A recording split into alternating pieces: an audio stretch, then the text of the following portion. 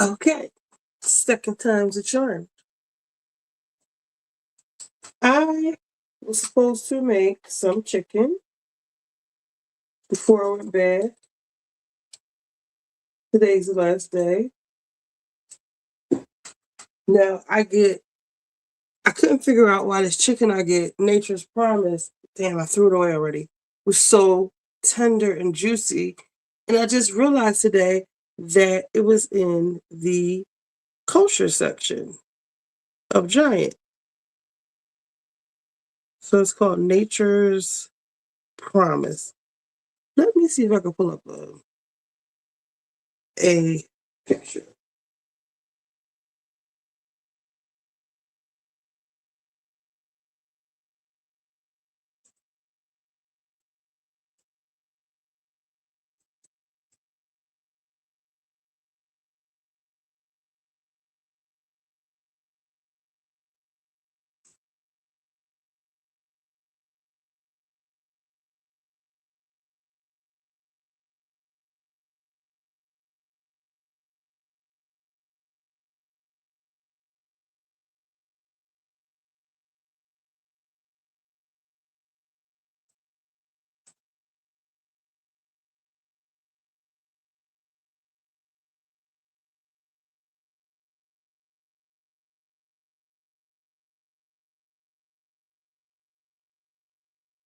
So it is this brand, but the tenders is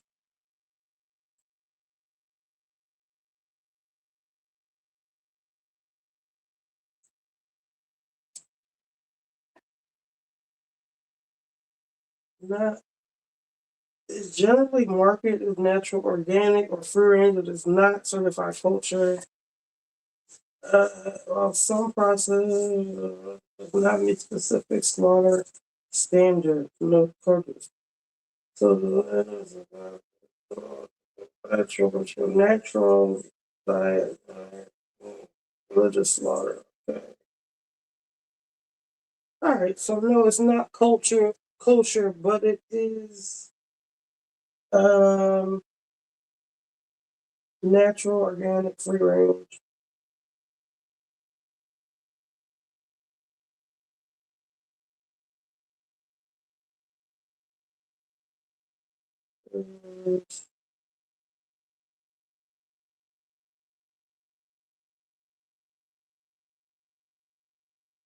Products are verified by Quality Assurance International, strict organic standards.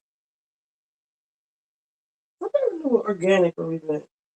Free range, no antibiotics, hormones, hatch, raised, harvested in the US of A. So we are golden.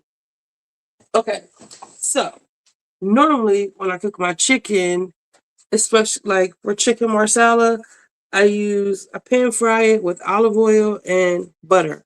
But I didn't have any butter, and I found this butter in a drawer in the back of of my refrigerator. And let me show you. It's really yellow. This normally isn't that yellow. The lighting won't let us be great. It's really yellow. And I don't know, that looks like cheese, actually. I don't know. And it's been sitting out for over an hour. It's not soft. So we're not using this. I didn't know butter expired, but evidently it does. I can't really smell that good since having COVID. So it said it would have a rancid smell. I don't smell anything. So while I have the chicken over here soaking in salt, I didn't have any lime, so I used lemon just to get the bacteria, slime, or whatever else is on here. We're cleaning our chicken. But they're pretty clean. onto this whipped cream. Now, normally, when I make whipped cream, you freeze the bowl, you freeze the whisk, and you keep the cream cold. And when you make whipped cream, use powdered sugar, and I just use vanilla extract. But I saw 2 videos. I'll show it to you. One,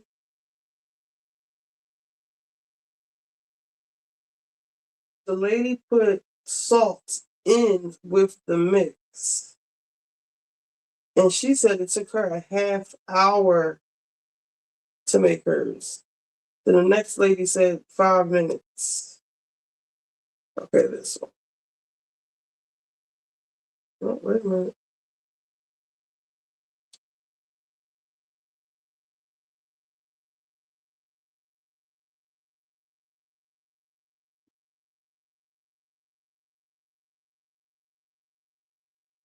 Actually really easy to make your own butter at home. All you need is some heavy cream, some salt, and you do need a good mixer. I'm pouring a quart of heavy cream into my KitchenAid with a teaspoon of salt, and I'm just gonna let that bad boy go. I do put my guard on because it can get messy. First, you'll notice it turning into like a whipped cream, and then it's gonna get thicker, and finally, it's gonna start separating from the liquid, the buttermilk, and becoming more solid, or butter. Mine took 30 minutes. When it's done, make sure you get all the butter off of your whisk and out of that liquid there. Save that liquid. You can use it for another recipe. We are going to wash our butter a little bit because that's going to keep it from going bad. Use some wax paper to shape it however you like. And then when I store it, I put it in some parchment paper and roll it into a log. Then I just keep it in the fridge and use as needed. So easy and so delicious. Hey guys, did you know it's actually really easy to make your own butter at home? All you need is some heavy cream, some salt, and you do need a good mixer. I'm pouring a quart of heavy cream into my KitchenAid with a teaspoon of salt, and I'm just gonna let that bad boy go. I do put my guard on because it can get messy. First, you'll notice it turning into like a whipped cream, and then it's gonna get thicker, and finally, it's gonna start separating from the liquid, the buttermilk, and becoming more solid. Or, butter. Mine took 30 minutes. When it's done, make sure you get all the butter off of your 30 minutes is a lot. Whisk and out of that liquid there. Save that liquid. You can use it for another recipe. We are going to wash our butter a little bit because that's going to keep it from going bad. Use some wax paper to shape it however you like. And then when I store it, I put it in some parchment paper and roll it into a log. Then I just keep it in the fridge and use as needed. So easy and so delicious. Hey guys, did you know it's actually really easy to make your own butter? I used to have some parchment paper, but I don't see any. And I had the cheesecloth too.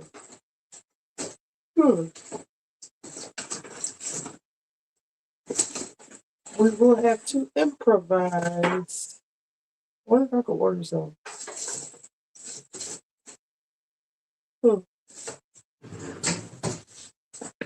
And the next one. Homemade quesillo. You never have to buy quesillo from the store because I'm going to show you how to make it at home. We need a whole.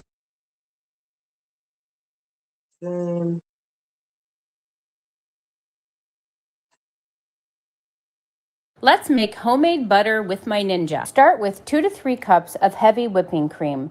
Blend on high until the butter separates from the buttermilk, about 4 minutes depending on your machine. Strain the buttermilk from the butter. Save the buttermilk if you like. Rinse the butter in ice water until the water stays clear. You will have to change the water at least 2 or 3 times. Use a food-grade cheesecloth and do a final squeeze of your butter to make sure it's as dry as possible. If salting, work the salt into the butter using butter paddles. Either shape it into bricks or use a mold.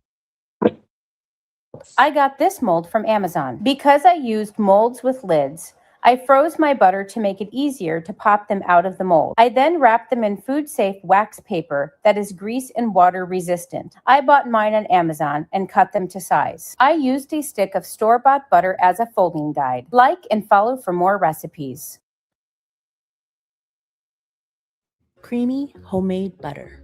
All it takes is one ingredient.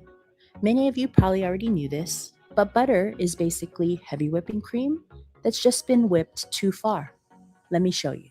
Start mixing slowly, speed it up as it starts to thicken. This is your classic whipped cream. But as you keep going, you'll see it becomes grainy, almost curdled, and starts to turn yellow. See that liquid that separates? It's buttermilk. Yes, you're getting butter and buttermilk all from the same cream. I mean, I knew it was going to happen, but seeing it with your own eyes is truly fascinating. Place it in a bowl of cold, icy water and strain your buttermilk. Don't worry, we're going to use it later. We're rinsing out as much of the liquid as we can. Your butter will keep longer. You can definitely do this in the sink with your faucet. I like using a bowl so I can see when the water runs clear. Look how creamy she looks. Here's where you can have fun and add your favorite seasonings or herbs.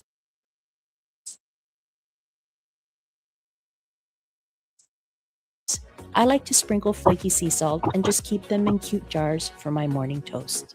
You can also measure out butter sticks and roll them in parchment paper. This makes it so easy to use later since US recipes love to measure in sticks. Now, I don't have to tell you what we're going to use the buttermilk for, right? I mean, we have to make fluffy buttermilk pancakes, and you have all the butter you need for it. So the next time you have heavy cream about to expire and you want to see just how easy it is to make your own homemade butter, try it and let me know what you think. Creamy homemade butter. All it takes is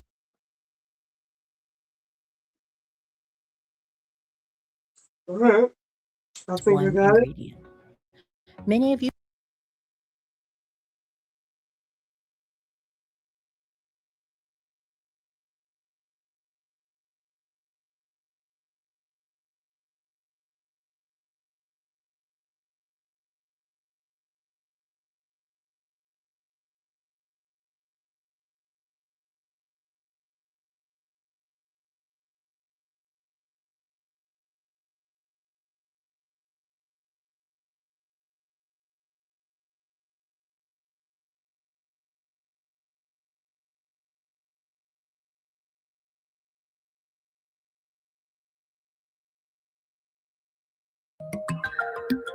Welcome to the Friends Zone. I'm in the zone. I'm Francesca, also known as Hey Friend Hey. My name is Asante. This is the Friend Zone. Let's start the show. I'm in the zone. What you talking about? You talking about? What you talking about? I didn't promote one time. What you talking about? I didn't promote one time. What you talking about? You keep playing with me? Anybody keep playing with me up in here? Why did she say so? That's right. What you talking about? What you talking about? Because sometimes somebody can say something so fucking ridiculous that you have no choice but to be like, what you talking about? What you talking about? What you talking about? What you talking about? You keep playing with anybody keep playing with me up in here. That's how we feel. Okay. And sometimes people just, like I said, they say shit that is so ridiculous and so utterly stupid that you just have to be like, what you talking about? That happened this week with none other than brother Cam Newton. Okay, or as I like to call him. Surprise, surprise. Brother Cam Shaft Newton, because that's what he leads with, his shaft. Now, Cam Newton was being interviewed on a podcast. I don't know the lady, no disrespect to her, but he was being interviewed on a podcast and he compared marriage. She was a miscellaneous woman. It was nothing against her. She just was general. You know what I mean? Just miscellaneous and apparent. But Cam Newton was on her show and he literally compared marriage to being held hostage. Okay. Jeez. And he said he likes volunteers. He don't like hostages. Let's take a listen to this clip. Wow. What if she wants you to be married to her? That's a hostage? She's holding you hostage? You're holding me hostage. Damn. I just want you to be happy. And if I'm the person that's bringing you happy, you can have marriage with no commitment, and you don't have to have marriage to have a commitment. Brother. Now, in fact, we very rarely do this, but let's hit it one more time because of the craziness of the end of what he just said. What's with the audio? What you talking? I didn't promote one time. What you talking about? I didn't promote one time. What you talking about? You keep playing with me? Anybody keep playing with me up in here? What you talking about, Cam Newton? You can Philosopher have Cam. marriage without a commitment, but you can't have a commitment with marriage and no commitment to marriage. No Oh, commitment. God. What you talking about? You don't even make no damn sense, and that's your problem. Now, I will say this. I do agree. You don't have to be married to someone to be happy or to legitimize the love that you have with each other. Look at Goldie Hawn and Kurt Russell. You know what I'm saying? I can give you multiple examples. You know what I'm saying? Like it works for some people. But Cam Newton, I was not surprised by his comparison to his use of hostages and being held hostage and compared to marriage. Childish. And also, I know he wants to be free. I can tell by his dress. You know what I'm saying? Cam Newton is free as a bird. That's why he dressed like LaBelle. You know what I'm saying? That's why he be in drag. You know what I'm saying? Cam Newton, he dressed whimsical. You know what I'm saying? Like he went to that school on Wicked, and sometimes Wicked for good. You know what I mean? Cam Newton has Yosemite Sam ass outfits. You know what I'm saying? Swashbuckling outfits with quill pin feathers in the hat. You know what I'm saying? And all those sorts of things. Pony Express. Like a pirate. Yeah, Pony Express. Absolutely. He always looked like he rode a horse to set. You know what I'm saying? Like he galloped into that parking space and the horse still standing there right now. So I just feel like the notion of him being free, you know what I'm saying, and unshackled is not something that is foreign to me upon first sight. And so that part made sense. But, you know, and whatever that means, he was on the run when he said that. You know, just mouth just going, eclectic. That lady was sitting.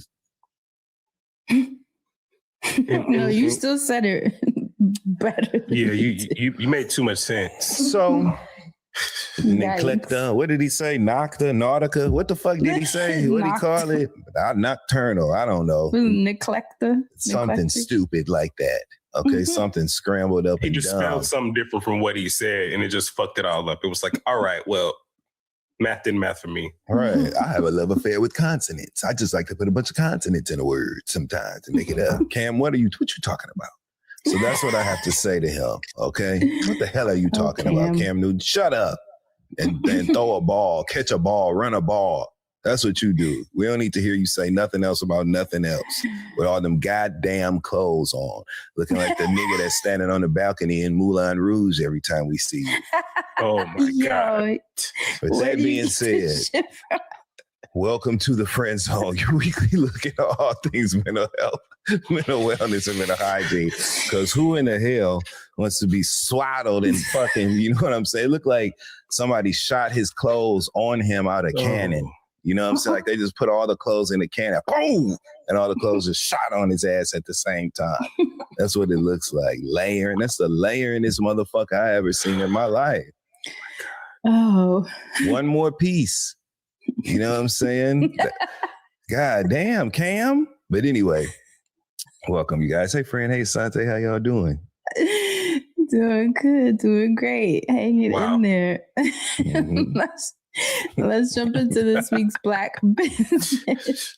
Justin Ross, you actually have the Black business for us. I do have the Black business, and this one comes from a place of exhaustion for me. I am so tired of people coming in town and asking me, where should we go to eat today? Or where's Listen to me. And it's not that I mind passing any information out on gatekeep at all, but that's a lot of pressure that I don't think people realize. You know what I'm saying? Like, you gotta like the place I send you and shit. It's just pressure involved. I can't take it. So and we might not have the same taste. Right. That's such a personal thing. Just because we had a good time out together don't mean you want to go where I'm gonna go. You know what I'm saying? Like it's different. And we might like different things when we go out to eat as well. Very like as far much as like the service or the ambiance, you know, the cuisine. Listen, you got your cocktails. palate, I got mine. You know what I'm saying? So I agree. Here's the thing, though. I know that there's a through line of enjoyment and having a good time that will always win. And so that being said, everybody knows I love Sunday Fun Day. Y'all know that I love going to a Sunday brunch more than anything in the world. And I like a certain type of environment. I like it loud. Okay. I want good music. I want good food that's comfort food. I don't want no matcha. You know what I'm saying? I don't want no bowl, no acai. I don't want none of that shit. I want some eggs, okay, and some bacon with I want, so that being said, What about avocado toast? They might have that there too. It's sophisticated looking. So, with that being said, with a grass wall. Yeah, this and one a don't have that, neon but they have a lot of wood on the inside. So the same thing. The slat wood half walls. You know what I'm saying? I understand. So that being said, so true. This is all jokes aside, it's a Black-owned restaurant that's iconic here in New York City. And to me, it's guaranteed for a good time on Sunday brunch, for Sunday fun day. Have you some cocktails. Go to Boulevard Bistro in Harlem. Boulevard. Shout out to City. Now you see the reaction, okay? And then these are people that come outside for special occasions and they excited. You know what I'm saying? So you see what I mean? But yes, if you're in New York City on a Sunday and you're looking for somewhere to go have a good time, have some good food, congregate, you will definitely see celebrities in that motherfucker. Like it's just, but it's very comfortable, casual. It's not pretentious. It's just a good time. So it's literally the abbreviation for Boulevard, BLVD Bistro in Harlem. And it's on Frederick Douglass and 116th Street. And the Instagram account for Boulevard Bistro is as follows. It is BLVD Bistro on Instagram. Just go to that. You can see their operating hours, the operating calendar. And if you're in New York on a Saturday or a Sunday, the weekend period, it's not just regulated to Sunday, but the weekend period, you want a good time, you want a good DJ, good food, good music, good vibe. Now this would be your whipped cream. If we were making whipped cream, it's a little bit thick. Should have stopped a little minute ago, but we're going to keep going. This is all whipped cream is. Like I said, you add powdered sugar. You can just look on the internet, Google whipped cream for your measurements, and some vanilla extract. You can use imitation vanilla too. So we're going to keep going.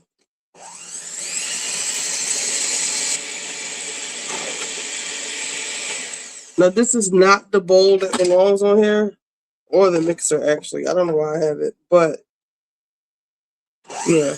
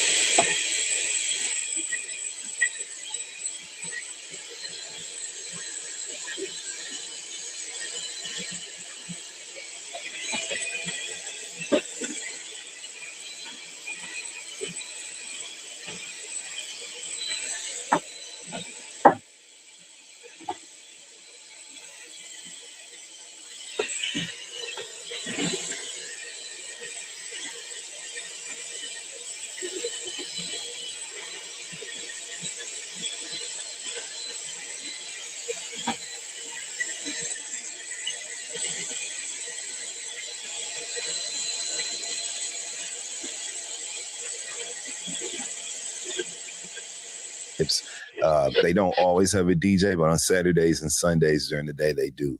So check them out. Boulevard Bistro. They black owned. Yes. So there's that. And that's our Black Business of the Now we Week. said it the same way.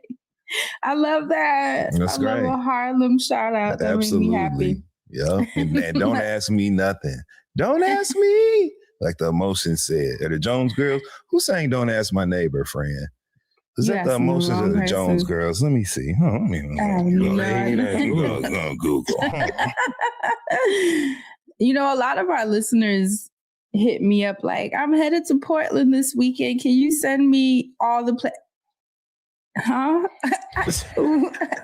I love y'all, and and I love that y'all are coming to Portland. But I feel attacked. I'm not a travel advisor. I literally don't know what you're into. I don't know, and then for you to think I'm going to do that for everyone that hits me.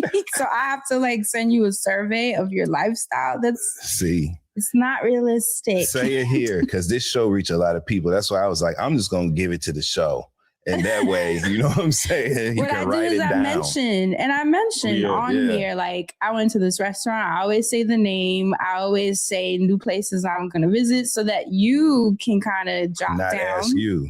And get an idea of places. But all to it go. does is make them want to ask you because they feel like now you know the places. You know what I'm saying? So you're the person to ask instead of and archiving the suggestions. Yeah. Right. Instead of thank you. Maybe we need to start adding it to the description box. That's a life mantra. Places you know to what? Go. Motherfuckers need to start. To go. Hashtag. We got a new segment, y'all. Just please take that her places to go. We got a new segment. I just don't know what y'all expect me to do. Like that's that's a hard game to play, especially in Charlotte, because I feel like every time I get on TikTok, because it's location based, they always show like discourse on some venue or establishment. And people are always like, y'all said it was so good. It's not. God, that's the word. Or somebody being like, now, if I say it's good, that's because I like it. Now, leave me alone. Disclaimer. Yeah, when it comes to food, y'all gotta just try it. Yeah, like, people have suggested places and been like, you gotta go to this one. It's crazy. And then I'll go and I'll quietly never ask them for a PlayStation. Thank you for being a filter. I'll silently remove them. Sacrificial lamb. The food was through, and I ain't going that place, boo. No sacred cows. No sacred. I wish I had a trench coat to really drive it home. Oh my God, no. A fucking detective jacket. That's what she had on, looking like a goddamn private eye and shit. Y'all are insane. Smizing ass, private smizing. With that Victoria's Secret push-up bra. Push. That bra was on its salt and pepper. It was pushing it, wasn't it, friend? That was so high up. Stand up. I didn't know she was looking down when she said it. Stand up. Teddy said. Oh my God. Crazy. Last week's episode titled The Lost Histories of Black Inventors. Yes. We closed out the last week of Black History Month with a discussion around Mr. Walter Johnson, aka Mr. Tendernism, Uncle Nearest, and the ways the government, racism, and violence have suppressed Black innovation and economic progress. And those of you listening had a lot to say about it. Who stood out to you, Asante? Well, first of all, shout out to you, Fran, for such an amazing episode last Thank week. you. I appreciate Let's clap for that. Yes.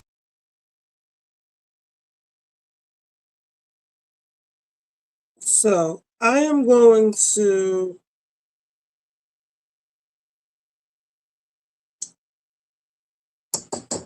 use the well, it is turning yellow. You can see the difference in the cream from right here to right here. Should I stay the course or use the two blender things? I can't remember what the people in the video were using. It's definitely thicker than whipped cream. and it lost a lot of its value. I don't know if this whisk is adding air to this or what, which is making my job a little longer. So I am going to find the other thing, thingamajiggies.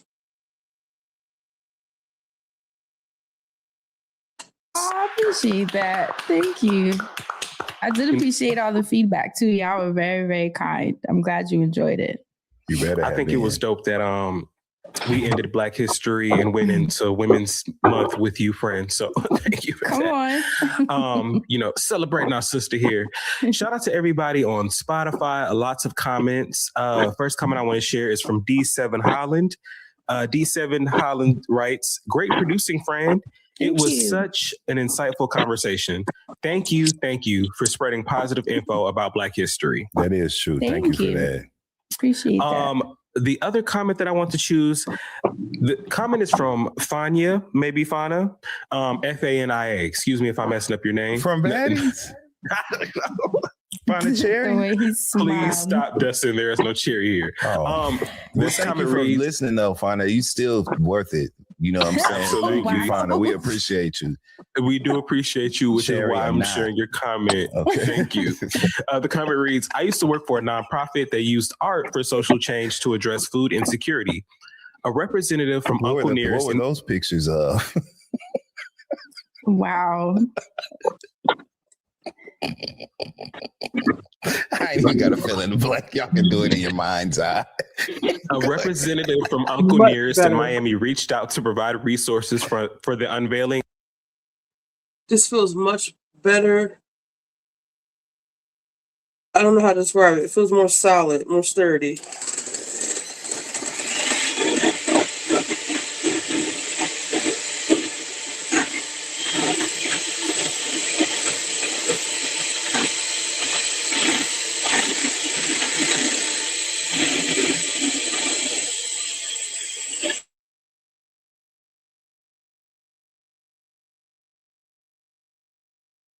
Of our community fridge in Little Haiti. Wow. They are truly dedicated to supporting the community. Shout out to that. I kept seeing comments like that. A lot of different people and all the platforms we're on were like, Uncle Nearest donated for this thing at my college. Uncle Nearest donated for this org in my city. Like that's literally comments and comments. So that's cool. Shout out to them. Shout out to everybody. Last comment I want to share reads from Kels. Kels says, "Fran, imagine my surprise when I realized you were talking about the father, Benjamin, of Isaiah T. Montgomery, the founder of Mound Bayou.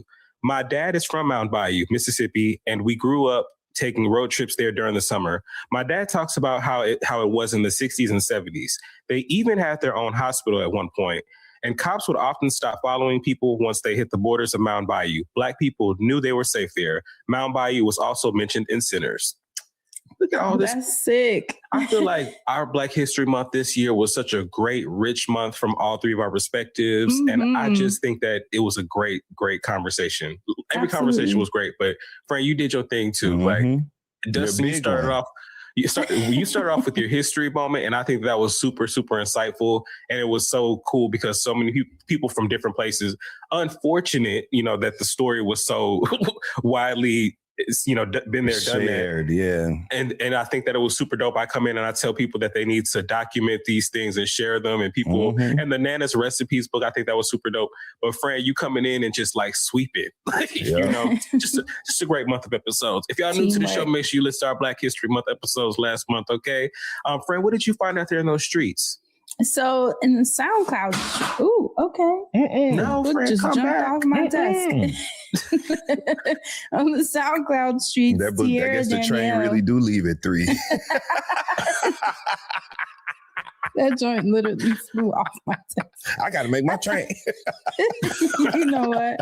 Close the book. Tierra said, "This episode reminds me of a women's history class I took in college. So many things were invented by women, especially Black women, but because we couldn't own anything, white men ended up being marked as the creators and inventors of so much. It's sick."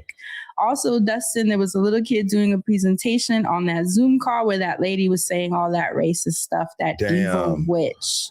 I actually looked into that, the part about the Zoom call. She was on a parent meeting. A parent meeting?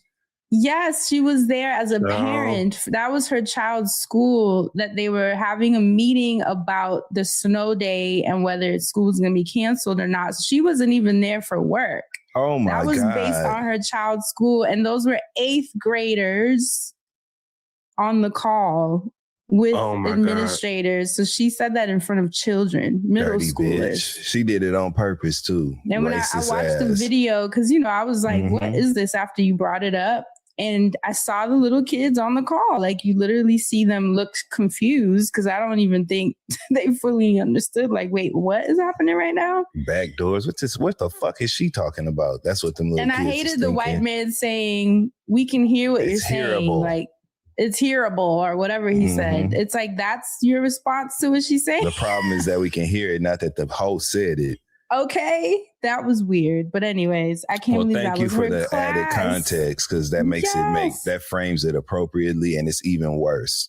Right. Children, 8th graders. What and about did you see her response? She said that she was teaching her child lying about racism. You sure were. Toots. You sure were teaching your child about racism, but not the way you trying to say you were. She's lying, trying to cover her ass because the internet is teaching him about racist tropes. That's the excuse she made. Those were examples. So she told the truth then. That sure was. From you. You know what's scary to me? So is she gonna force her child to lie? Probably to cover so. Her ass for this? Yikes. Wow. If you that type of racist, evil ass woman, anything's possible. You know what I'm saying? True. You're coercion of a kid. That's your judge. Your judge, like people say. So sound like the Jade. This isn't funny, but I think about those kids that get on TikTok and they're like, story time. Let me tell you about that time. And then they like tell my dad. They tell too much of their business. My mom was on a viral Zoom call when I was in 8th grade. That's literally she made what me lie. Holy shit. All right. Ooh. Ugly ass in the Patreon streets. Look like a pilgrim. You seen her ass? Don't she look like Thanksgiving? You seen her? You saw ugly ass woman. Mean, evil, racist ass. Steve Harvey's old wig on Patreon.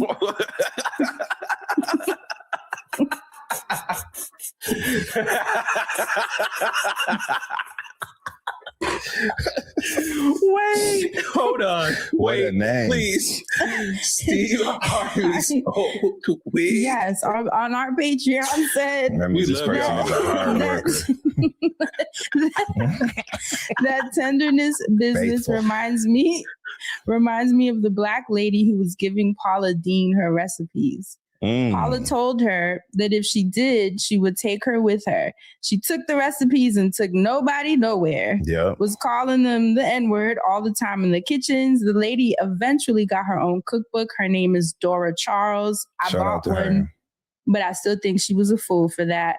Can't be too trusting. I didn't know that. Can we read a cookbook for the binge? I mean, for the situation.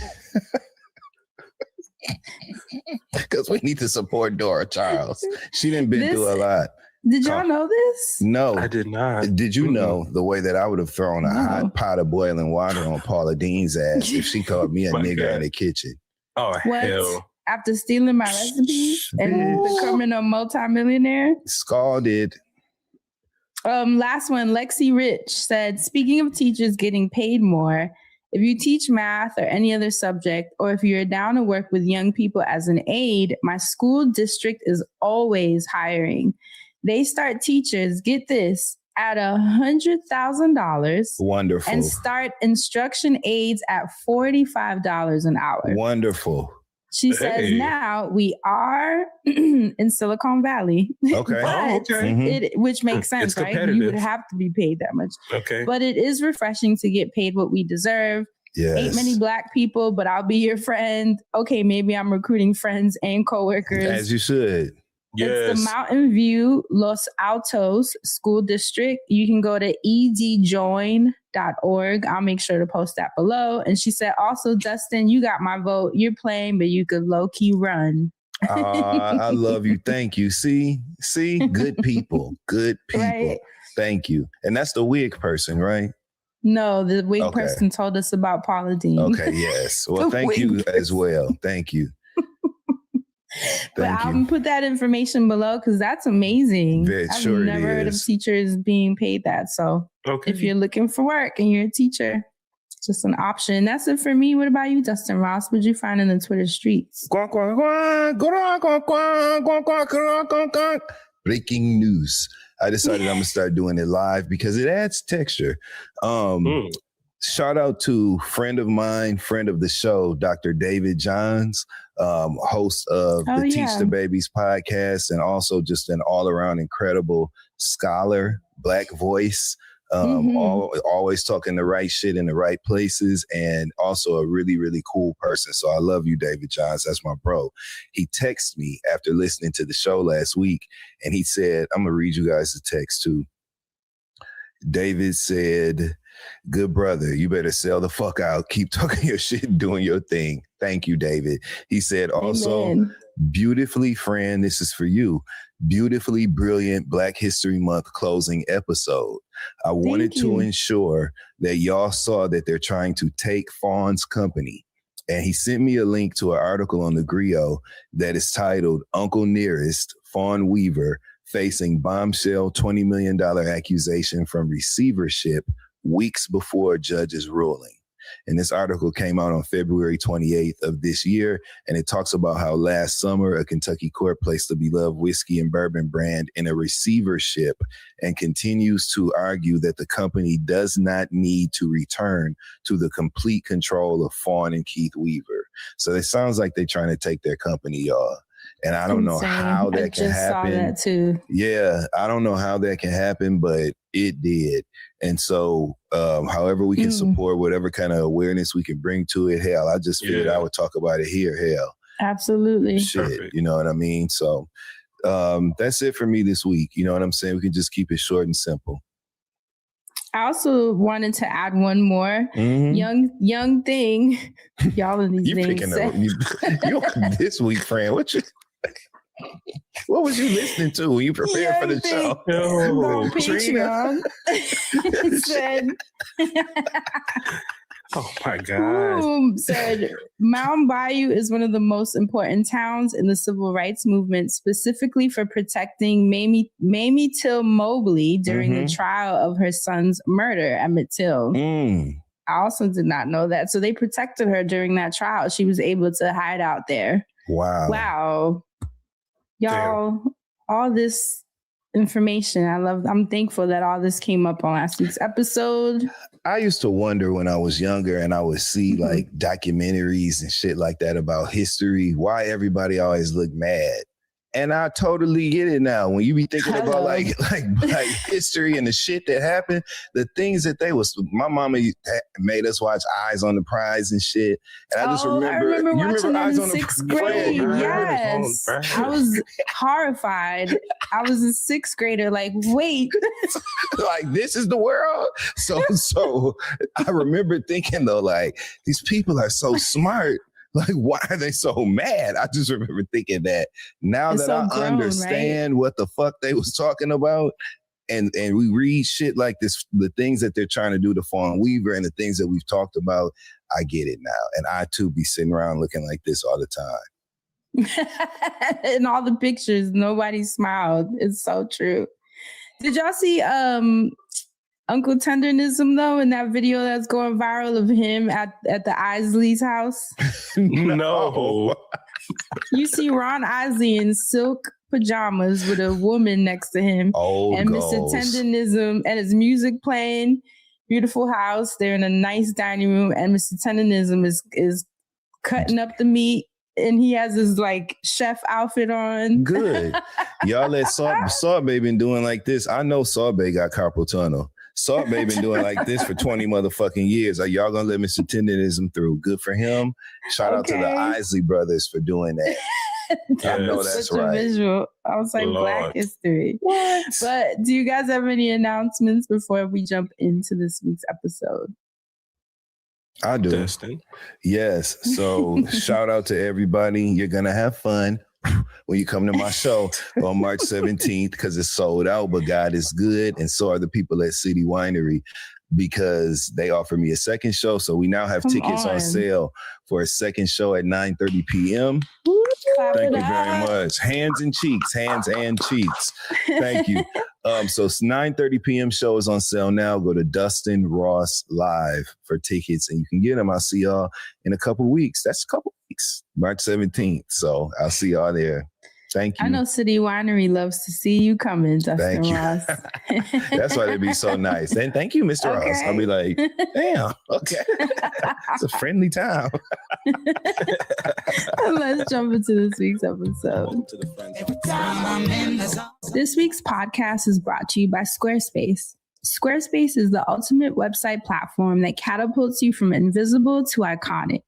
Whether you're igniting your first idea or turbocharging a thriving business, Squarespace arms you with everything you need to dominate online. Build a jaw-dropping professional website, grab your dream domain, skyrocket your brand, and get paid all on Squarespace.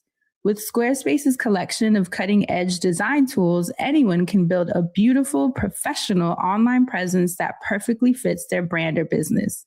Start with Blueprint AI, Squarespace's AI-enhanced design partner, or you can choose from a library of professionally designed and award-winning website templates. No matter where you start, your website is flexible to what you need. And with intuitive drag-and-drop editing, beautiful styling options, unrivaled visual design effects, on-brand AI content, and more ways to list what you offer, there's no experience required. And make smarter business decisions with Squarespace's intuitive built-in analytics tool. Review website traffic, learn where to focus your engagement, and you can even track revenue from bookings, invoices, or product sales all from one place. Check out squarespace.com/friendzone for a free trial. And when you're ready to launch, use code FRIENDZONE to save 10% off your first purchase of a website or domain.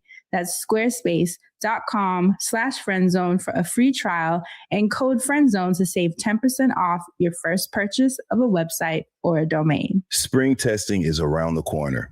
Projects are picking up, and the push toward the end of the year is officially on, y'all.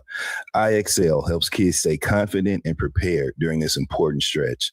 IXL is an award-winning online learning platform for pre-K through 12th grade with personalized, interactive lessons in math, reading, writing, and science that adapt to each child's level and pace. Now, this is proven in all 50 states to improve grades. Students who use IXL score higher on tests. IXL is in fact used in 96 of the top 100 school districts in the U.S. We have actually tested this. I know I'll speak for myself. I'm very close with my family. You guys know that. I've had my family on the show before, and there's young school-age children in my family as well. We've used IXL to help them, and it's been the perfect benefit and supplement to their education. My little cousins, they need to have their key skills reviewed before they go up for state testing. We know how critically important that is to their success in higher education. So IXL is really a useful tool, and you can make an impact on your child's learning, and you can get IXL now. And the Friend Zone listeners can get an exclusive 20% off IXL membership when they sign up today at IXL.com/friendzone. Visit IXL.com/friendzone to get the most effective learning program out there at the best price. Refresh your space and make your home work better for you with Wayfair. From furniture and decor to organization solutions and outdoor essentials, Wayfair makes it so easy to find the pieces that fit your style and your needs. Spring is the perfect time for a reset, and Wayfair has everything from outdoor furniture and patio decor to lighter bedding that instantly makes your home feel so much brighter. Plus, you can get a head start on spring cleaning with closet systems, storage solutions, and garage organization, all from Wayfair. You know your garage is a fool right now. You can upgrade your space with quality pieces that are going to work within your budget, along with fast shipping and easy assembly options. I'm talking about things that I know. I have a table in my home right now from Wayfair that I love with all my heart, and it was the perfect addition to my space. Along with mirrors I love, I work with Wayfair, so you guys should too. You can find furniture, decor, and essentials that fit your unique style and budget. Head to wayfair.com right now to shop all things home. That's wayfair.com WAYFAIR.com. Wayfair, every style, every home. This week's episode is a Dustin Ross production, and we're going in cold, which is always exciting with you guys. What are we talking about this week, Dustin Ross? So first of all, thank you for having me. I'm happy to be here.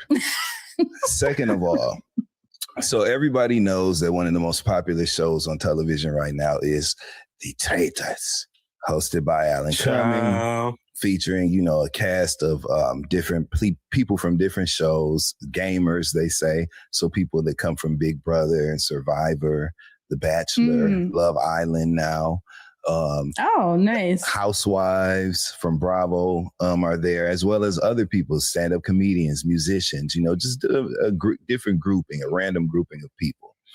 This year on season 4 that just concluded about 2 weeks ago, the winner of the season was Rob Roush, who was on Love Island, and he's a snake charmer who consistently... I remember Rob. You remember Rob, friend? Yeah.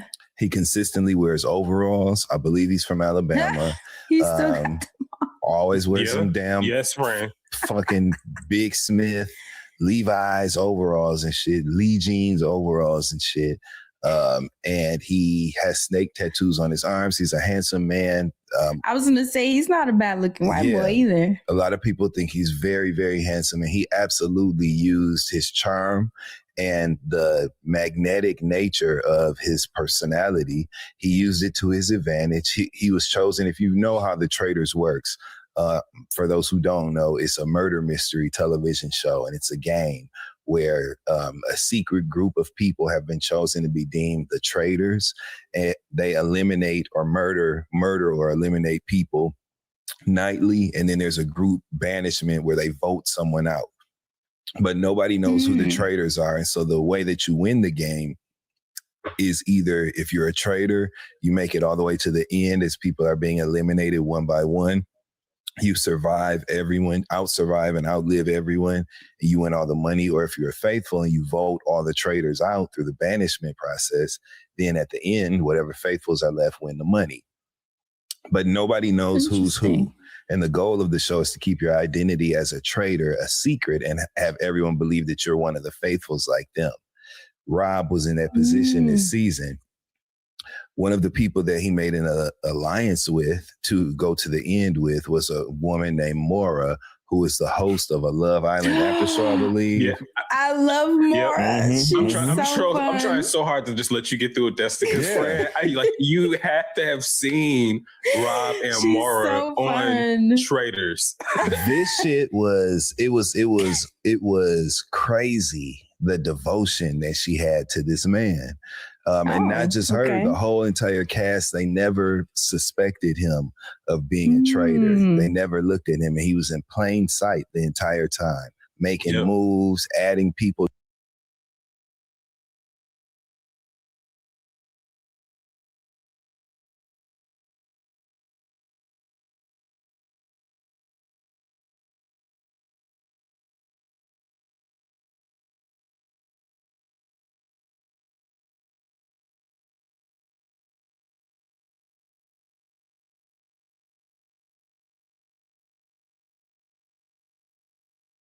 About 4 minutes, depending on your machine. Strain the buttermilk from the butter. Save the buttermilk if you like. Rinse the butter in ice water until the water stays clear.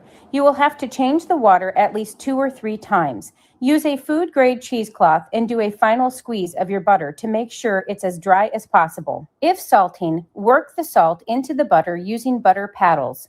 Either shape it into bricks or use a mold. I got this mold from Amazon. Because I used molds with lids, I froze my butter to make it easier to pop them out of the mold. I then wrapped them in food-safe wax paper that is grease and water resistant. I bought mine on Amazon and cut them to size. I used a stick of store-bought butter as a folding guide. Like and follow for more recipes. Let's make homemade butter with my Ninja. Start with 2 to 3 cups of heavy whipping cream. Blend on high until the butter separates from the buttermilk, about 4 minutes depending on your machine. Strain the buttermilk from the butter. Save the buttermilk if you like. Rinse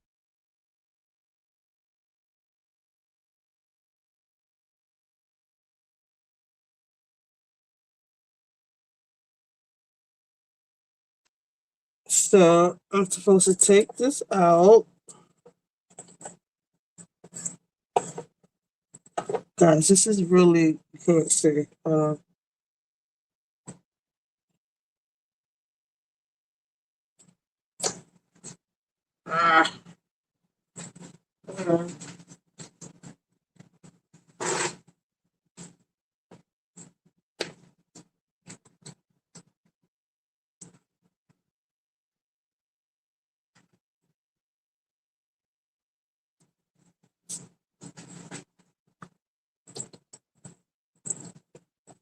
Really butter.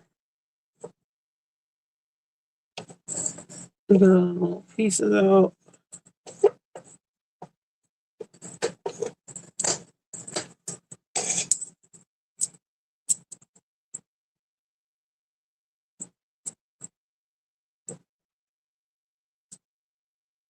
Now, I don't have cheesecloth, so I looked up an alternative. It said paper towel or coffee filters, which I have both. So they say do this, get all of that out, the buttermilk, put it to my face.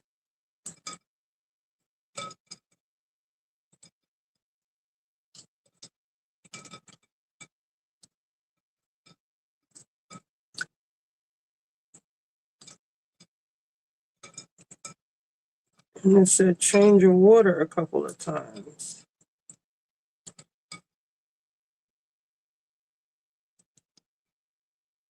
Guys, this is freaking awesome. All right, I'm gonna change the water. It's probably good for your skin too. I feel so moisturized. I wonder what kind of chemicals they put in butter. 'Cause I know they're feeding us some bullshit at the supermarket. You know? Because heavy cream costs a lot of money. This little bit, I think that thing was like $5. It wasn't all the way full though.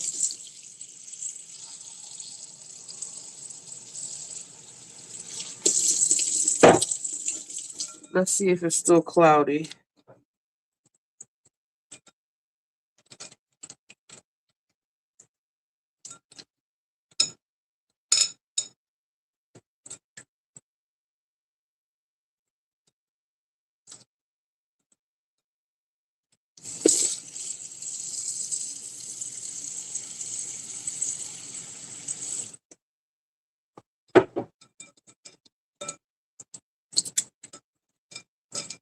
Okay, the water is not cloudy.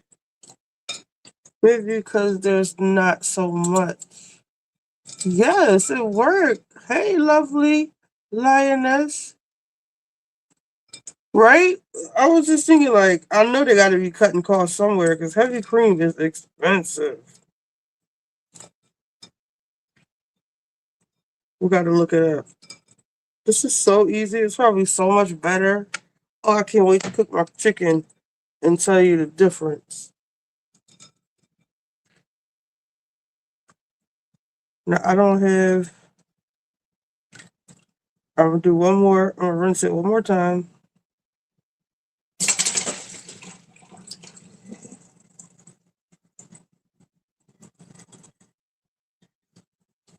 That's my butter, y'all.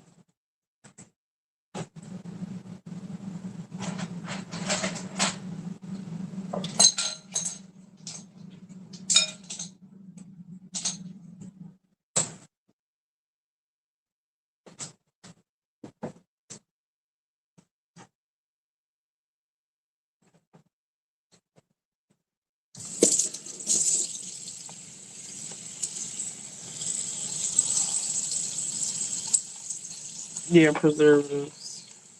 Yeah, because I'm rinsing this out so it doesn't go bad. So like I said, I didn't even know butter could go bad.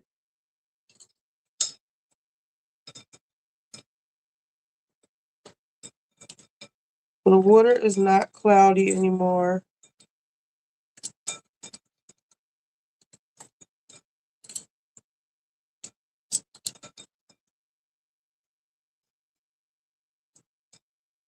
Something stuck to the bottom.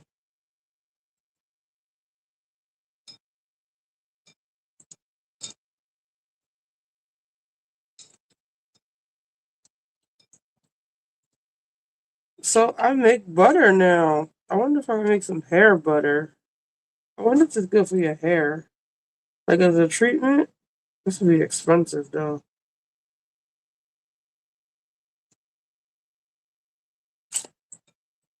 Alright, so now I gotta dry it. Let me make sure.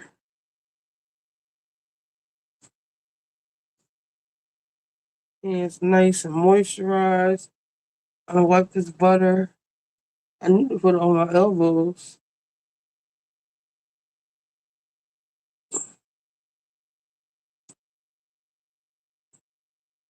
Look how nice and moisturized.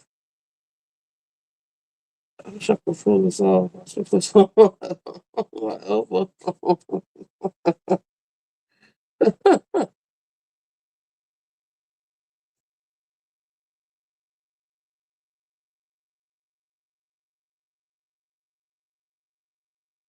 Ooh, they feel so good and soft and buttery.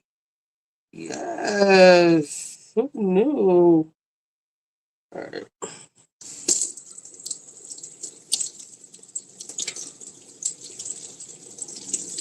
When you wash it with the warm water, excess comes off, but it's still, it's still like, yes. Okay. So coffee filters. Or should I use both?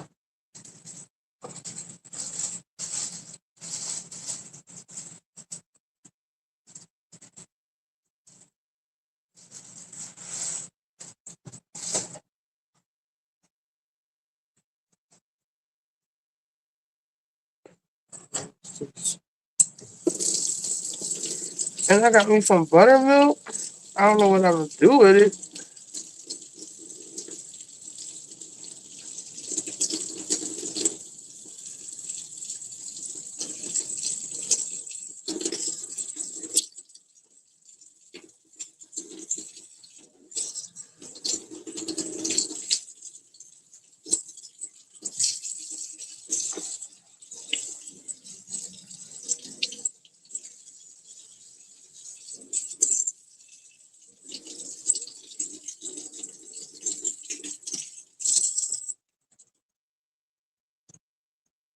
To the traders, secretly recruiting other people to become traders and then dispensing of them as well. And he lied to Mora all the way until the bitter end. And when it made it, so Mora as a faithful, so funny, right? I mean, it sounds like his You time can talk on about Love it, Tay. Island. You can talk about it. You can talk about it. What you talking No, about? I was gonna say it sounds like his time on Love Island. Literally, he had everyone charmed. Fran, it was such a great departure from his time on Love Island, but it was very reminiscent of the way he was playing people, because the way that Dustin's mapping it out, he's doing it very eloquently, like it's perfect, like, you know, for the listeners. But just as a Love Island viewer, which I know a lot of people listening, they do watch Love Island, it was just funny to watch Traders, where it is a show, as Dustin was saying, full of gamers. So it consists of people from Survivor, Big Brother, randomly The Bachelor. Then they have housewives on there, and he said comedians and musicians. Taylor Swift's mama-in-law was a trader. It was like, all right, Looking like Bruce Valanche, fucking Kelsey, Mama Kelsey, fucking Tara Lipinski, and like we have fucking athletes on this show, so it's a bunch of different types of people. So everyone comes in as a faithful, you know, so everyone's just friendly and cool. Then traders are chosen, but like Dustin said, you don't know who's a trader. So to get to the end, as a faithful, it's your job to get rid of all the traders. If you've gotten rid of all the traders, as Dustin said, you win the money. To get to the end as a trader, you just have to go undetected. Like they can't have voted you out. So if you get to the end, do we know who the trader is the whole time? We the know who the viewer traders knows. are. Okay. Yep. So Alan Cumming, he'll pick the traders. We won't necessarily find out in that moment, but we eventually always know who the traders are. No, we always do. find He out. taps the shoulder. Remember, they show him picking the traders. But remember, we didn't know about Mama Kelsey. So sometimes we This don't shit know. like a new thing, the secret trader. Yeah. So there's, and then when they brought that motherfucker personality, but they kind of.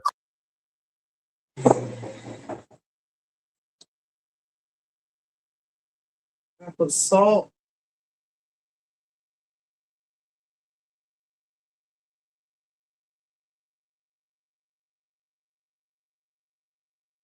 Rinse the butter in ice water until the water stays clear.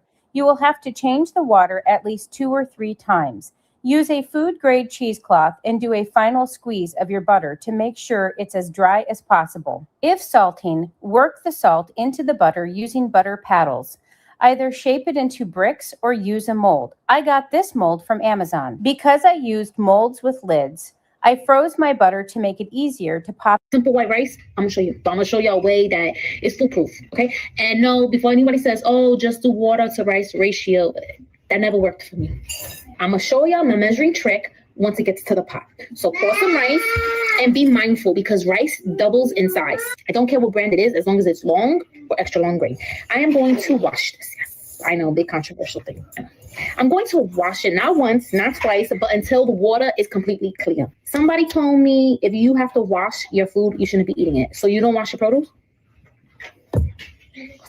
This will help you not get mushy rice. It will take the extra starch out. Rice comes from the ground. See how cloudy the water is? We're going to do it until we see our reflection. Cloudy rice and clear water, that's the one. Whoever be like, oh, that's just an extra step. Stop being about that, okay? Stop. On medium-high flame, we're going to heat up a little bit of oil. There's no reason why the rice is swimming in oil. That's it. Now we're going to add our rice. We're not going to fry the rice up. What we're going to do is move the rice around so every grain is coated in oil. Now we're going to get to the hard part, the water. We're going to put water until all the rice is covered. You see no rice peeping through the top? Give it a swirl. This is how we're going to measure our water to rice ratio. Get a spoon that you eat with. I don't care. I got a plastic spoon. If you don't like it, too bad. I don't care. Give everybody a swirl. And when you swirl it around, it should be loosey-goosey. It shouldn't be tight and restrictive and giving you a traffic jam, okay? So loosey-goosey, give it a swirl, stick it in the middle. If it's standing up straight, the water to rice ratio is perfect. If your spoon is drunk and it's moving all over, you got too much water. If it's giving you a traffic jam, you got too much rice. Use a spoon that you eat with. It works every single time. That much salt plus half. So 1.5 of teaspoons. What we're gonna do, we're gonna taste the water. Yes, we are. Taste your water because you need to know if you need more salt or if you added too much salt. So always start with a little and work your way up. We're gonna... Perfect. Okay. It's perfect for me. You do you. Double check your measurement again, how I showed you.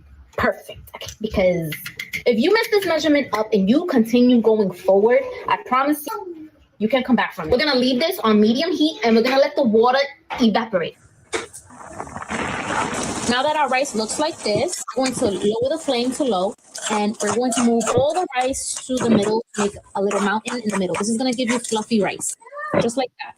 We're going to cover this very well with aluminum foil because we want all that steam to stay inside because that's what's going to cook our rice. And your top fits very tightly on your pot, then you can skip the aluminum foil. Y'all already know the story with Madame.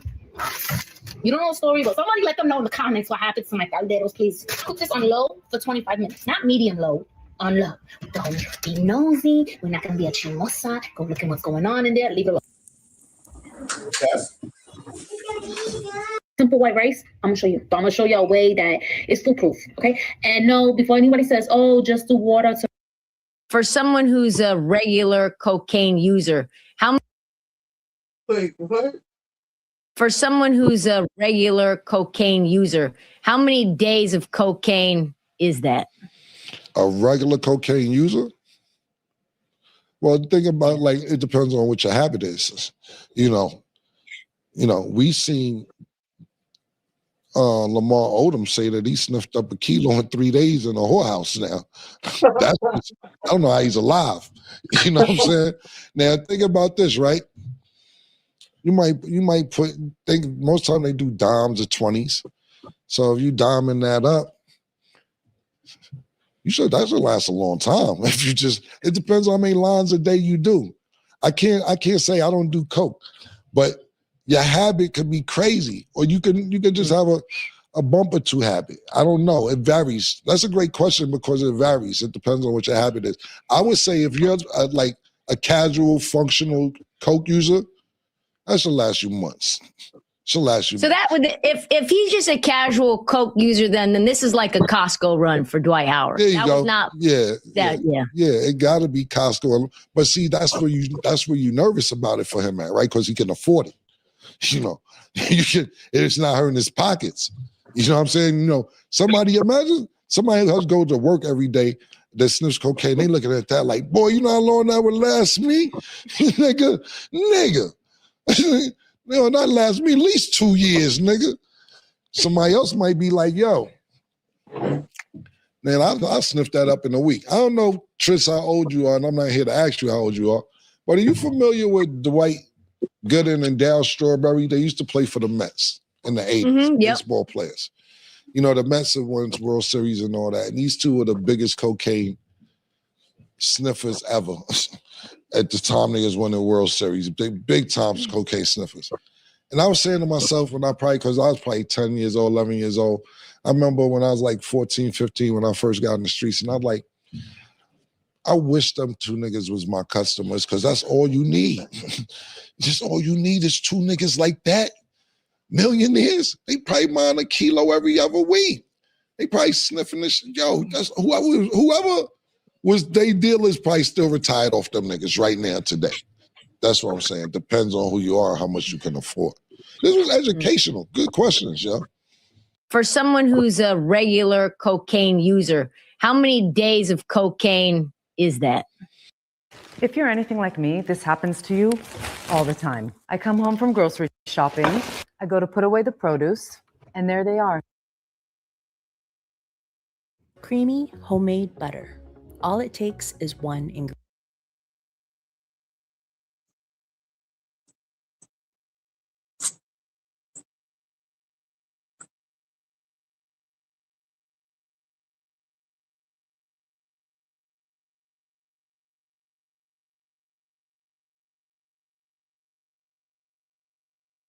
I made butter for the first time recently, and it is surprisingly simple but incredible.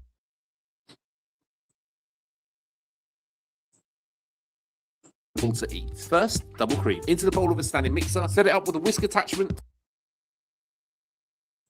Turn it on and start whipping the cream. Keep whipping until the cream starts to thicken. Scrape down the edges and continue to whip until the cream looks like this. It looks horrendous, but trust me, it's on the right track. Continue beating the mix until the fat separates from the liquid in the cream. There's a lot of cool science behind this, but I won't bore you with it now. Once thoroughly mixed and separated, drain the fat through a sieve to remove the buttermilk, and then place the remaining fat or butter into a bowl of ice cold water and squeeze the ever-loving crap out of it. We're just giving it a little wash here to remove any remaining buttermilk. This is going to increase its shelf life. Once thoroughly washed and squished, place into a bowl, grab some of your favorite freaky sea salt, Holden, call me dude, and add a generous pinch to the butter, roughly 2%. Mix everything together, and that's it. You've just made some gorgeous homemade butter from scratch. Shape it how you wish, the classic block or smoothed out in a serving dish. Now cut yourself a slice, slather on that butter, and don't forget to like and follow. Now he didn't use any parchment paper or none of that. So I don't feel so bad. Her personality wasn't as big at times, so she kind of got discovered for being a traitor. I want to let you take it back, Dustin. I just want to give Frank context. This is such a exciting show, and it was just really cool to see Mara, who we don't really see much of, but we got to see a bunch of people who some of the people we don't really see much of anyway. Like, I didn't know that dude Colton from The Bachelor. I didn't know who he was. I didn't know a couple of the athletes. So it was cool to kind of see them around. And I was like, all right, well, it's cool to, see what they're about. But Rob was just so unassuming. He didn't play hard, but he played when he needed to. He and was it was smart. great. He played a very smart, very strategic game. Y'all making me want to watch. You have to. You would love You have to watch. He aligned himself with the right people. The fuck out of Mara. Out of everybody. So Mara, who has the strongest neck I've ever seen in my life. And I don't mean, it's not that it looks, Do you really think so? Her hit me. I love her. She's so funny to me. And she can dress, but she always, her head is always stiff, like it weighs 1,000 pounds. And when she be talking to him in the scene, she be doing like this. Like she got a brace on, like whiplash. But love her on the show. So her and Rob made it to the very end. And at the end of the thing, he played her, essentially. You know what I'm saying? He had promised her that they were going to win to the end. She thought he was a faithful like her, and they were in an alliance. And when they got to the end, he said, I am, and I always have been, a traitor. And her face cracked. Like I had like the devastation. She was waiting for him to be like, just kidding. And he didn't say it. And the thing that made it so sweet was, right, the past 2-3 weeks, they had been on some betrayal shit, because really there's no rules in this game. You have no proof, no evidence to go off on. Everything is instinctual. You know what I'm saying? So the only strategy you really can apply is relationship building to make sure that people don't vote for you when it's time to vote. But they're voting based on, I saw you, look down to the left this morning at breakfast, and that just set me off. And I just, it'd be shit like that. You know what I'm saying? Like, you just what are they doing all day? Are they playing games? Or are they just in the there is a challenge. Mm-hmm. Yeah. Oh, okay. So there is like downtime in the castle, but then every episode there's a challenge to where they win money. So they try to win money to add to the pot. Like Love Island, where they're chilling in the house, but then they'll have a challenge they have to do. Okay. And they're in a castle in Scotland. Yeah, it's an incredible show. Very dramatic scenes, and the cinematography is incredible. So it's Alan Cumming is best. He actually is trying to come for Mara as like best dressed host, because you know how Mara always looks good for after burn. I'm not saying he looks good. No, but he does but dress it's up. Costume. Mara be in her shit. Alan will have Alan's clothes will light up. You know what I'm saying? More being like fashion. Light up. That's what I mean. It's about the difference. He but has they both moments give a too, fuck, but like for real. They do. Yeah. So Mora, this was a good season. It was an incredible season. And shout out to Candace Dillard Bassett, who made it an incredible season. But so Mora was hopelessly and blindly devoted to Rob. You know what I'm saying? This man that took her to the end, and like I said, the past 3 weeks, they have been like betraying people. It was so cutthroat. They were literally turning on people and without guilt. You know what I'm saying? Like they would pretend to be their friend and then vote them out. And each time, the very next vote, that person got it. Mora had just turned her back on Eric, who I couldn't stand. And he had just turned his back on Tara and Johnny. So it was just like a domino effect. So when Mora's face cracked, we was all laughing. You know what I mean? But it was because of her blind devotion to a man, and her just a man making her make bad decisions. That's a very universal theme, right? Are you about to make this about that? When you think about women finding themselves in compromised predicaments because of allegiance to a man, right? This is a theme that we see reflected in the very highly esteemed and valuable works lyrically, which are honestly literary works, if you really want to think about it. Women in hip hop, it's Women's History Month, right? So let's give a nod to the Black women in hip hop who have told this same story. Here's a few examples, and this one right here is actually downtrodden. This is from rapper Kaya. The quote is, Kaya is absolutely downtrodden. She's literally she's a sad case. Funny, but a sad case. And a talented musician at the same time. 3 things can be true, okay? Kaya, here's a quote from rapper Kaya. Quote, "Put your trust in a nigga. Stupid hoe, how you figure?" And that's from Kaya from the song Don't Trust No Nigga featuring DSD. Now that quote, I feel, tells a generations old story, right?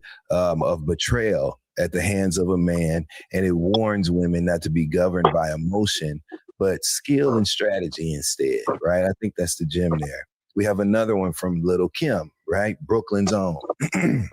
Quote, "When I sucked your dick, it's like smoking a roach. Ugh, I go from first class to coach." That's from Little Kim from the song Another featuring Notorious B.I.G. Now, this quote in particular struck a chord with me because it also tells a generations old story of losing comfort and losing stability, which most often was earned by very hard work from a woman due to succumbing to physical urges and the yearning of intimacy that unfortunately led to a misaligned coupling, which resulted in financial ruin. That sounds like to me, right? We have two more. The next one that I want to highlight is Women's History Month. So we're going to take a nod back, and I mean back. You'll see what I mean. This quote comes from Miami rapper Trina. Quote, "You done forgot who introduced you to rocks and popping all that Chris and shit. Who let you hit it from the back any way that you like, and any debts, I can pay the price.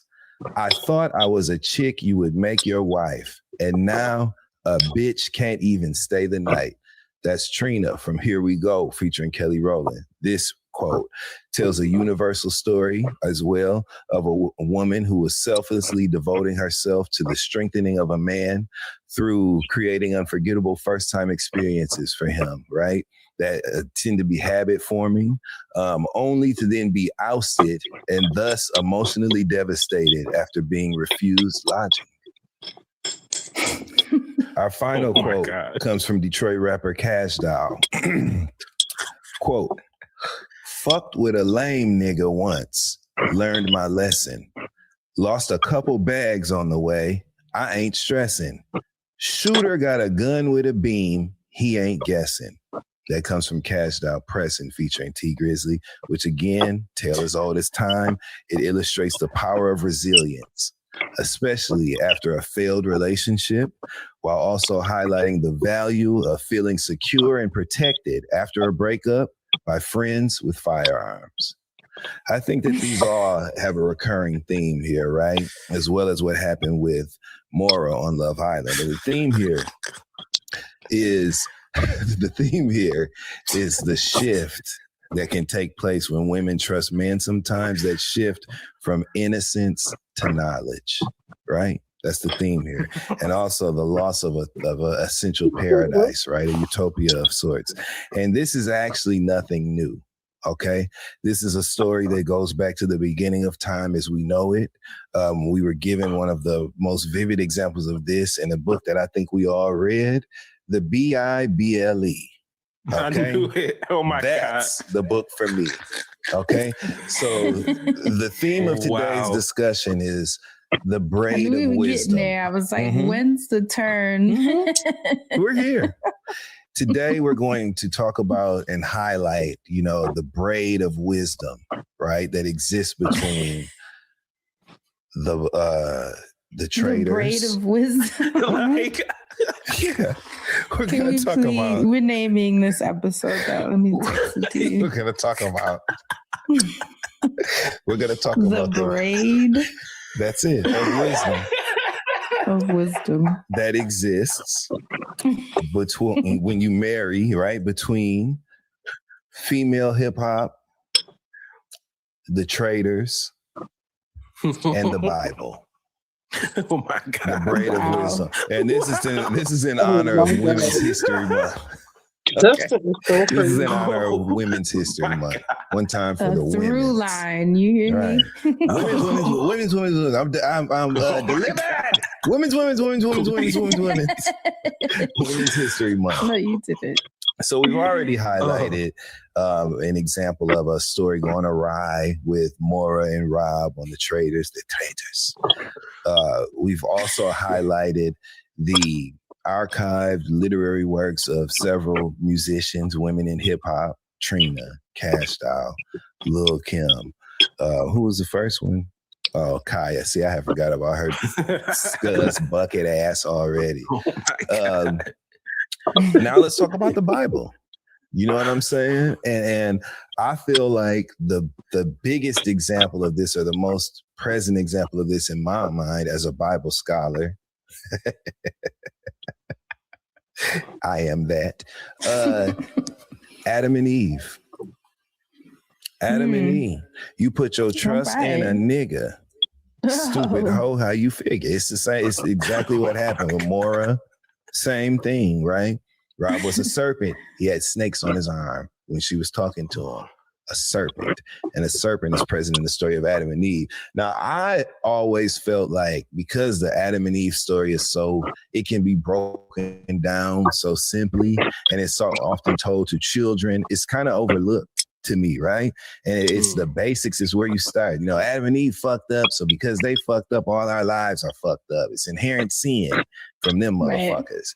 And that's all we really know. But when you really think about it as an adult, you know what I'm saying, with life and lived experiences and shit, and the woman man thing that y'all love to talk about on the podcasts, you know, I think that there's more context here when it comes to like trust and when it comes to women's issues and men, and what is more historically about a woman than Adam and Eve. You know what I'm saying? So I felt like for Women's History Month, this is it, right? So let's talk about it. The story of Adam and Eve takes place in the book of Genesis, which is at the front of the Bible. I don't care what version you got, the Living Bible, the King James Bible, the New World Translation, the Holy Bible, the Hotel Bible. I don't care which one you got. Genesis is up front. They're going to start this shit off right with Genesis, okay? And in that story, we find out about Adam. God, according to the Bible, most versions of it, God had created Adam in his likeness, right? And in his image, because he needed somebody on the earth that could talk and walk and do the butterfly and the BOGO and, you know, and all the things that we can do with our bodies. You know, God wanted somebody to do that. So he created Adam. Once this happened, you know what I'm saying? God decided to create Eve. He wanted to create a partner, a person to complement Adam and to be a helpmate for Adam. Now, this is what most people believe, right? Let's just leave it there for 1 second. How do you all feel about the notion that Eve as a person was created to be a helpmate to Adam? What do you think that means as far as like women and men's issues and shit? And does that mean anything as far as like gender roles, or is that where that comes from? What do y'all think about that? Because I personally have a problem with it. Because what you mean I'm a farm hand? They was living in the Garden of Eden and you need me to help till the land? But like, why? What you mean? I would have taken umbrage with that person if I was Eve. I would have walked up to the front like this.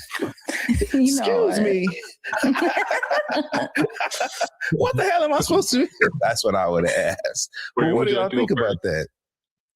Well, hasn't the Bible been like revised, rewritten, twisted and turned? I believe. You know, so it's hard to know whose interpretation this is. I know it changes depending on the era or what version. So I don't know. Even the names change. To me, it doesn't necessarily. Do they? Yeah. What's the other names? Yahweh become Jehovah. You know what I'm saying? Like, it's like, wait a minute, how do you go from Y to J? Eve had a different name. I'm like, I never seen that version. Yeah, the First Lady of Rough Riders. You seen it with the paw prints.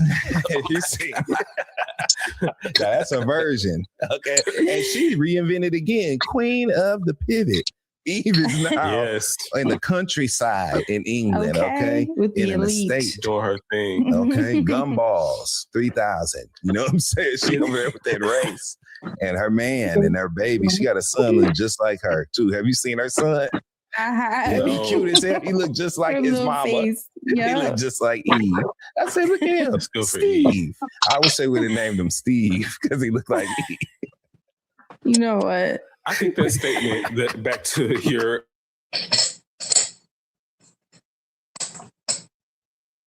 it's come off real. It does sound like really problematic. If that was, to Fran's point, one of those things that was kind of written as, you know, God wanted to, you know, make a second, and it was just interpreted as, well, God wanted to give Adam a helper, and it's just like, well, maybe God just wanted two, you know, like, you know, let's add some, you know, or maybe an addition, and then addition just became help or something. I don't know.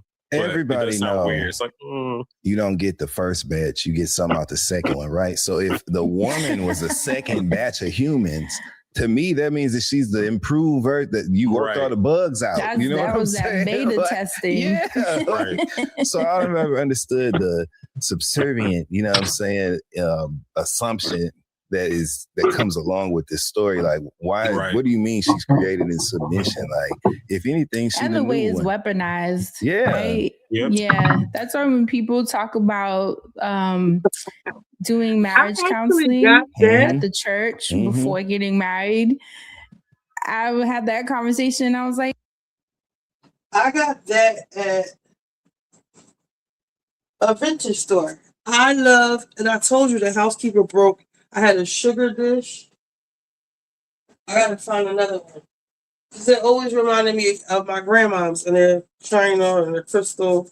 Now I got this for sugar. I had to get another sugar dish too.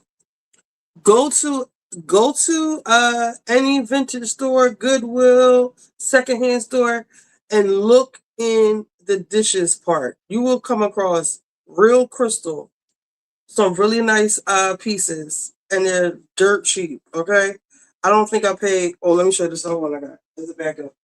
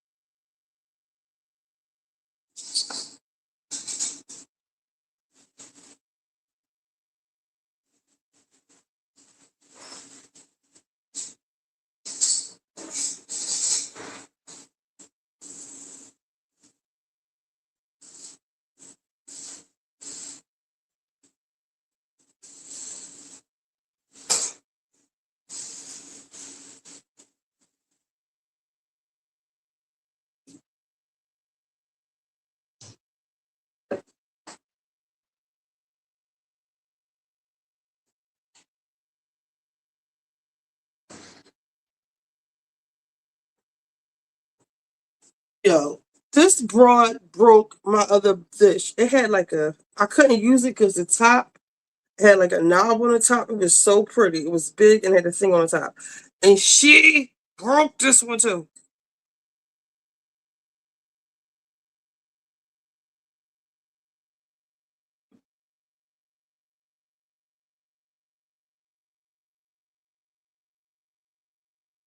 I used to go to the secondhand stores and buy stuff and resell it online. I need to start doing it again, especially stuff like that. I'm bringing sexy back. Yeah, maybe I should start doing that again.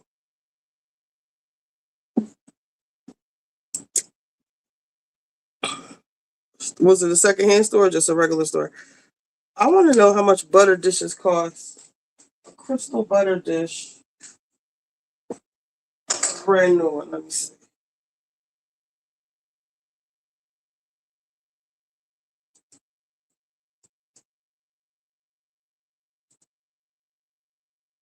$50 one Sonoma, $27, 22, but they're not as fancy. Oh, this is the one I had actually right here.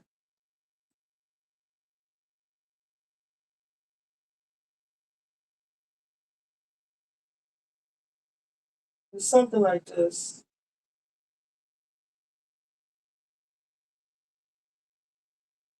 Waterford. Like you might even come across some shit like this. This is $189. I wonder what. Yeah, mine was something like this. Oh, you can't even stamp say. Hold on.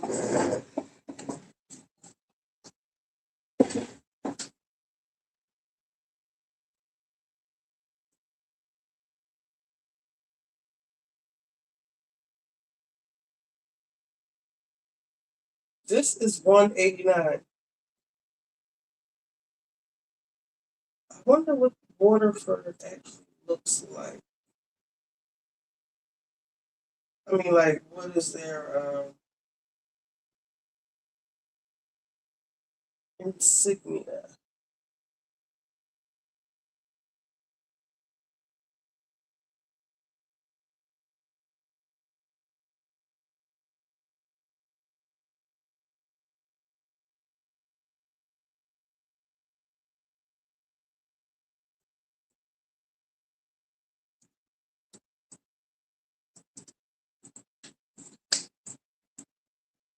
$225.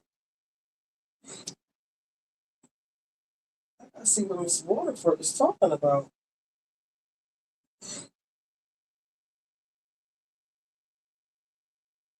How do you know it's Waterford?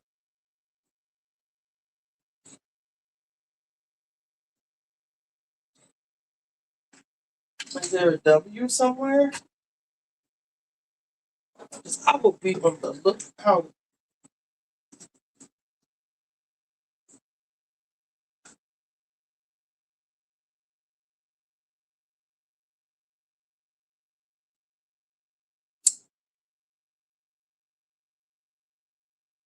Oh, it says it in the corner right here.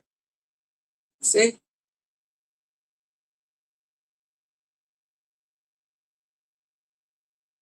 Secondhand stuff. I'm gonna start looking for this kind of stuff. Waterford.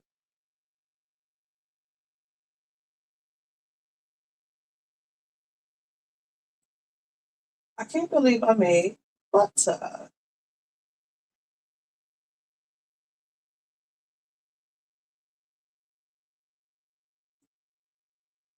You turn into that lady from Top Model, friend. my thing is, should couples have counseling? Absolutely. I think those are great conversations to be had about your finances, about where your values don't align. You know, these are things that it's like being in the pod on Love Is Blind. Things you need to know. Things you need to know. But I also think you should be aware of who is guiding the conversations. A lot of their projections are going to seep into the perspective that you're given, and that's where I'm mindful, because I love God, and God is always going to be at the center of everything I do. Too. But man also has a lot of opinion. Right. And that's where you lose me. Well, you're cooking for him. That's what I'm saying. Imagine the old man guiding us, being like, so, no, you know, like, no. Or the hoe from Hunter College. You know what I'm saying? Like, you never know. Like, people that's why I don't let everybody pray over me. Hey, that's a big one too. Oh, okay. Anyway, so this happened. Now another point. So we all know the story. You know what I mean? So, because you know, we all know the general story of what has taken place. According to the story, God created Adam and Eve. He told Eve to listen to Adam and not listen to nobody else. Don't question nothing. Just go with the program. Get with Adam's program. Help him take care of the garden. You know, I think he gave her a little shovel, you know what I'm saying, and told her just help with the garden. You know what I'm saying? They was butt naked, and all the pictures, Eve had like a bust down. You bitches can't even spell the Eden. You know what I'm saying? She had her hair hitting her ankles in every picture I've seen. Okay. You know what I'm saying? Is that 76 inches? I know they was melting lace in Eden. You know what I'm saying? Like, God damn. Where they had dryers? Because that wave pattern, it looked moved. I was like, damn. But yeah, Eve was all that in the pictures I've seen. And so we all know the story. God told her not to listen to nobody but Adam. She listened to the serpent. The serpent snake was actually the devil reincarnated as a snake, right? So there's that whole element, you know what I'm saying? For all the people who say, but we can't talk about the Zodiac. We can't believe in nothing. We can't say none of that. The first story has a magical element in it, but okay. So you know what I'm saying? So, and this is by no means to shame nobody's faith, nothing like that. Believe as you wish. I support respecting everybody's views. I'm not trashing nothing. Like, that's not what this conversation is. We're simply talking about the story. That's all. So that happened though, you know what I'm saying? According to the story, once Eve took a bite of the fruit from the tree at the suggestion of the serpent, God was upset. His feelings were hurt, and he punished her and punished Adam by saying, since you sinned, everyone in your offspring is going to be a sinner and have bad luck, basically. And then he said, Eve, since you was the one who bit the damn apple, when you have babies, it's going to hurt. Like, you're going to suffer the pains of childbirth. And that's the punishment from the Eve eating the apple. You know what I'm saying? So I'm sure we all have our feelings. You know what I'm saying? I guess I could have romanticized it a little bit more, but that's what happened. You know what I'm saying? That is the story.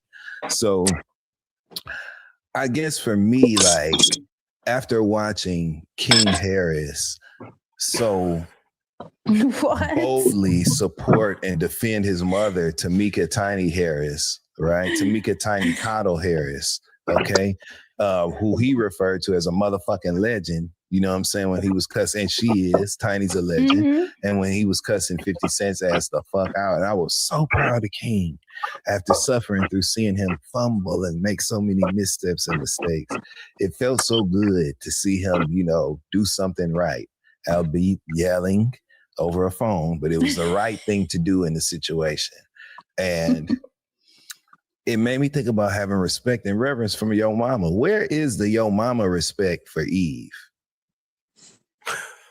I think she was one of the, y'all always talking about the founding this, the first that. She was the first mama I heard of. You know what I'm saying? Who her mama? Eve kids ain't have no grandma? So Eve was the first mama and grandmama. The grandmother is literally the baby. So that's why I feel like Eve deserves some respect. Put some respect on Eve's motherhood. You know what I'm saying? Like, why don't nobody mention her on Mother's Day? It should be Eve cards. Where is Hallmark and Mahogany? You know what I'm saying? They should have Eve cards for Mother's Day. You know what I'm saying? That should be the I'm sure they do. You know, like cameo jewelry. It should be jewelry with cameo. It should be jewelry with pictures and silhouette and Nefertiti neck. All y'all got that gold chain with Nefertiti doing like this. And the eye of Horus. Where Eve chain at? You know what I'm saying? I would like to know that. And so, but yeah, Eve is never credited as a mother. You know what I'm saying? And I think that is an omission that we need to highlight. There is scriptural evidence, you know what I'm saying, that suggests that God did, as I said, create man in his own image, and then he created the male and female. That's Genesis 1:27. Moses' account, because Moses wrote that part. That was Moses on the pen. You know what I'm saying? Moses, he gave a surprisingly sparse account of Eve's history. We really don't know, you know what I'm saying, anything about, or not even, when I say history, obviously not her relatives, because she was the first, right, according to the story, but just about her lived experiences beyond fucking up that time with the apple. Yeah, a lot happened. It's a lot of holes in that story. You know what I'm saying? Because Eve, they had all them fucking Esau, all them kids and shit. You know what I'm saying? What happened? Eve is thought of as completing Adam. She made him complete. She was the second piece to his puzzle. Together, they shared his responsibility of the garden and all within it, right? And so there is to be said, the perspective there is, or whatever, the perspective that Eve shares and displays a portion of the characteristics of God. So then if she decided to eat the damn apple, is it Uchiwali or is it one mic? This is turning into more of a QTNA situation. You know what I'm saying? Like, I think that's why I wanted to talk about this. It is why, because obviously, according to the story, we see the through line, right? At the suggestion of a man, which was the devil. You know, out of all the questions, I've never seen anyone question the devil's gender. Have you? There's so many songs about God being a woman, and people really feel like God's creator persona and being suggests the ability to reproduce, and people think God is a woman. You know what I'm saying? I have never heard nobody say the devil is anything but a stinking ass man. Have you? Well, no. Devil in a blue dress. He had a red one on when we first seen him. You know what? Didn't he? Looking like he going to New Orleans for the red dress run.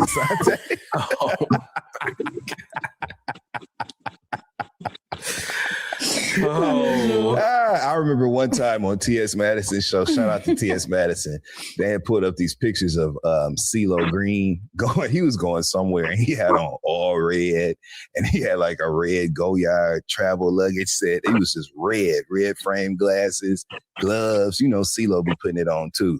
And so somebody in the comment gonna say, it's giving a NOLA tea, talking about New Orleans. Yes, are you in the group chat? That's a very if you know, you know comment. Yes.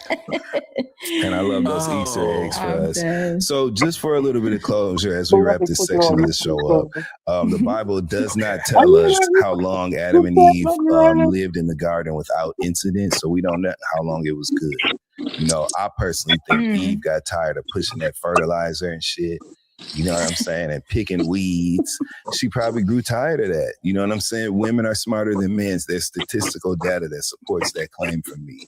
And so I believe Eve. I'm telling you, I believe Eve, what did she do? She took her forearm, covered her breasts. And I believe she walked up to the front of the garden and was like, hey, we're going to have to do something about this. You know what I'm saying? I'm hungry. I don't want nothing. This nigga keep making horrible food suggestions. You know, I don't Eve want him said, in that. look at this stuff. Yeah. Isn't it neat? Well, whatever that's What called. did you think, my? Okay, I have a question before you close out. I want more. Part of, they always calling her worldly. Part of that world. Okay. What's up, Asante? ¿Qué es tu pregunta? Okay, this might be Bible adjacent, and I learned it from TV. So if it's wrong. Okay, you just do that out there. Okay. What you say? Me and Latino. I love it. Who is Lilith? The Lilith Fair was a concert comprised of a few women's artists. Huh? I only asked because you mentioned Adam and Eve, and then you talk about the devil, and I think about this might be completely wrong. So I know it's not in. Well, I know Lilith ain't in the Bible per se, because when it was mentioned on some not Bible stuff, and I was like, oh, really? The reference that I was getting it from was True Blood, and so on True Blood there was like a storyline. On True Blood there was a storyline about Lilith, and I don't remember if Lilith was the devil or the devil's wife, or. But I know Lilith was something, and I was like, "What?"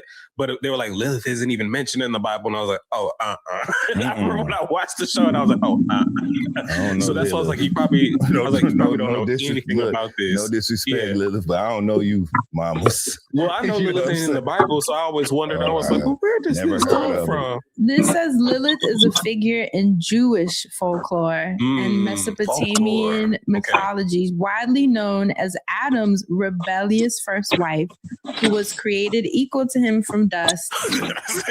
refusing to be subordinate, she left the Garden of Eden and is often depicted as a powerful demonic night spirit. They live in places like that. Recently, she has been reclaimed as a symbol of female autonomy and independence. And it's a girl on there claiming, hold on, my hands are full of smoke. Lilith got her angel Uber. Is she the shadow side of Eve? That's how they was getting around. There's I don't know if you heard me say it earlier. Did you hear what I said earlier about the black lady, the mixed girl on there? Said she's the first black princess and still is the one, the first and the last and the only.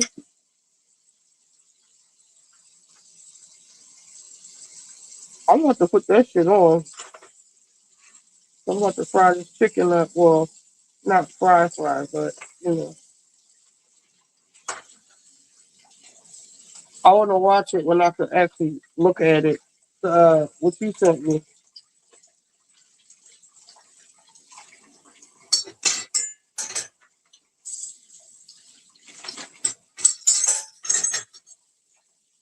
Look at this stuff. What did you think? What did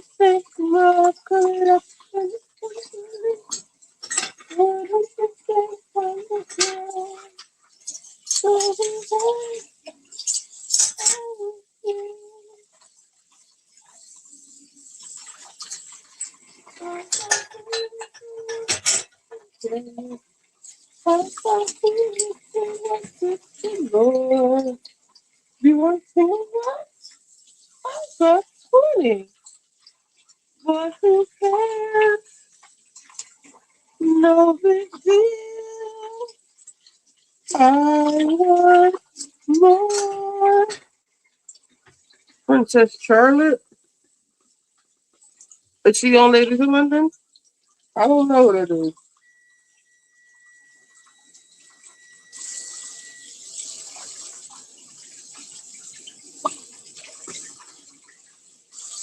But I think we're going to watch it as a family, Ladies in London.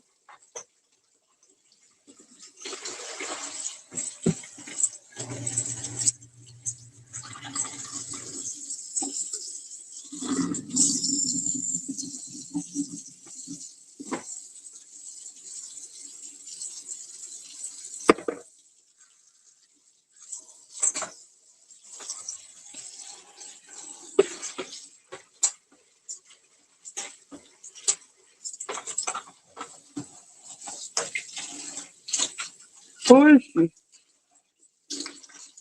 Prince or princess? Oh, Charlie. I can see Charles and Charlie.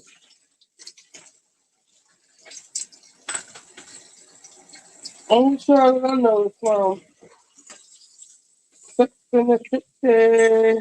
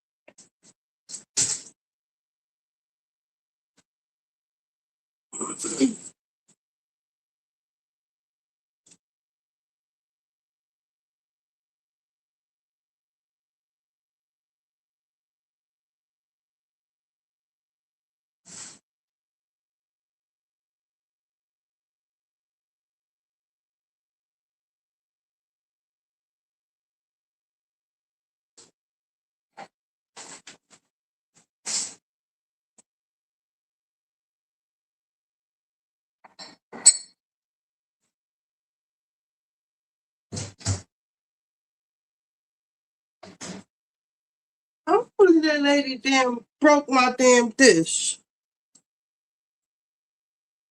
I have to get what's that girl? I think she might be on there. Let me see.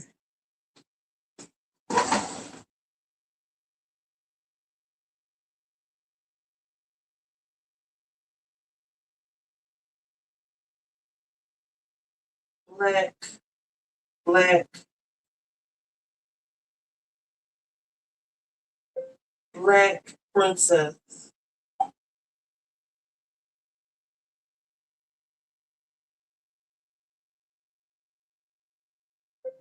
Black princess.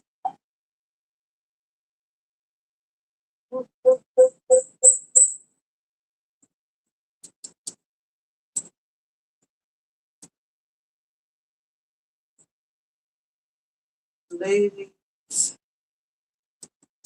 Uh,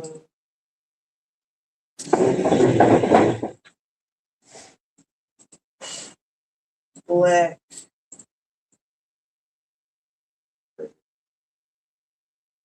Lady Emerson.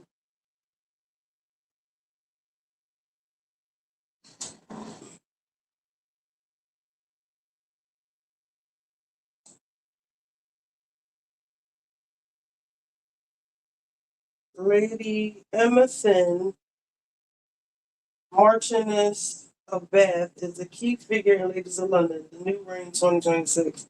Recognized as the first woman of color to marry into British aristocracy. A model, fashion figure, and mother, she manages a family historic Longley estate with navigating high society in London.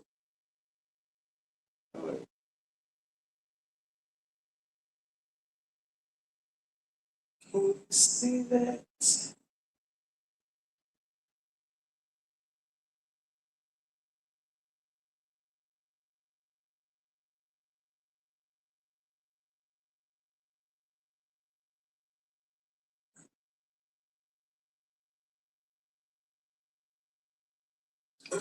Y'all can't see what I got on my screen. Background: daughter of Nigerian oil tycoon, an English mother. English mother raised in South Kensington.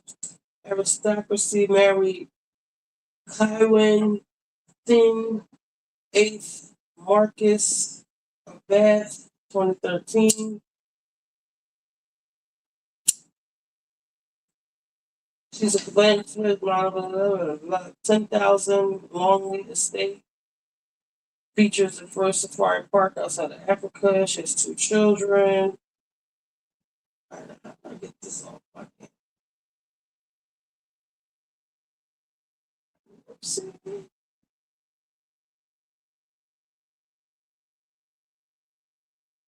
What happened? What happened?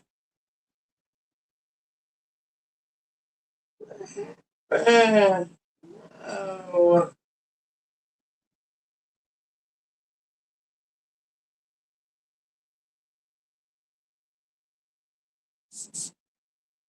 That's something like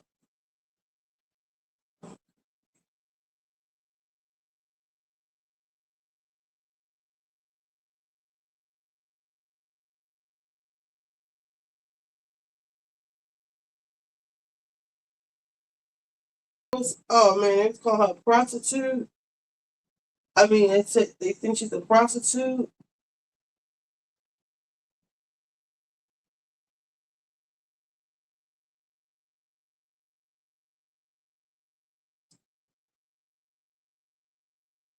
See if I can find it.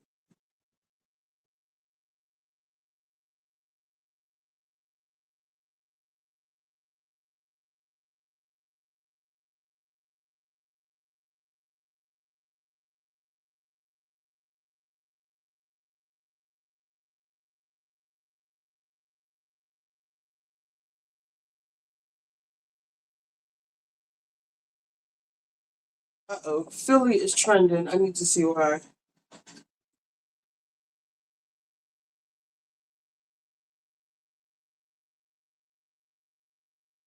So Jamal says Stephon Diggs is playing for the Eagles.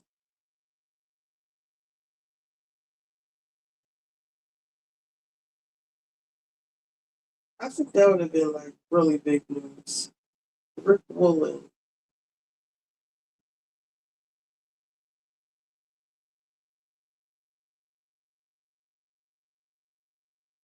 I don't think they would sign Stephon Diggs. Jamal must have bumped his head.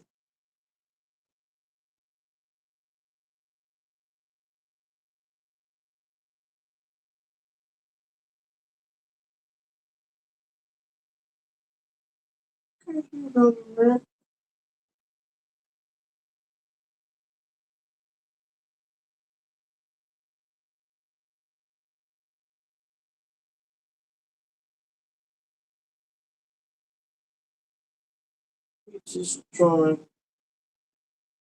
Where's Vietnam? But it's got a white picture. Be careful with these folks. All these foreigners like that folks.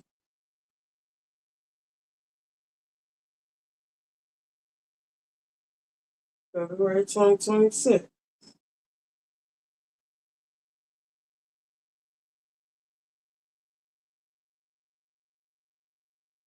Okay, Pro, are you ready? Oh yeah, let's do this. First, let me show you how to hold your knife properly like the master chef of your kitchen. So guys, how do you hold your knife? Like this? Or like this? Stop it, okay? So this is how to properly hold your knife. So instead of holding the knife by the handle, you want to start by placing your index and your thumb finger on the blade of the knife like this, okay? So the other 3 fingers should be wrapped around the handle. Then the index and the thumb should be placed on the blade. That way you'll be able to cut anything comfortably, okay? Now, if you're using a chopping board to cut and you want it to be very balanced and not shake around anyhow, just get a paper towel or a napkin. But first you have have to wet your paper towel or your napkin with water. Just sprinkle some water and then place your chopping board on it. That way your chopping board is going to be very firm. It will not shake around anyhow. Now, to move your knife as a beginner, pick a position on the board. The tip first, then you bring it down. And in a rocking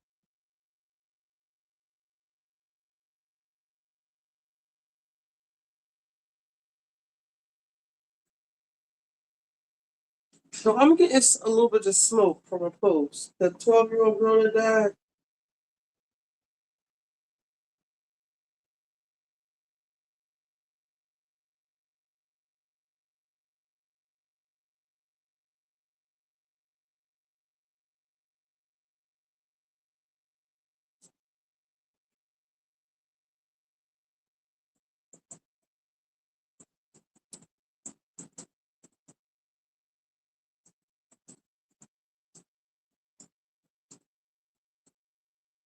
You know, people and their kids, kids, they be talking all this shit, doing all this.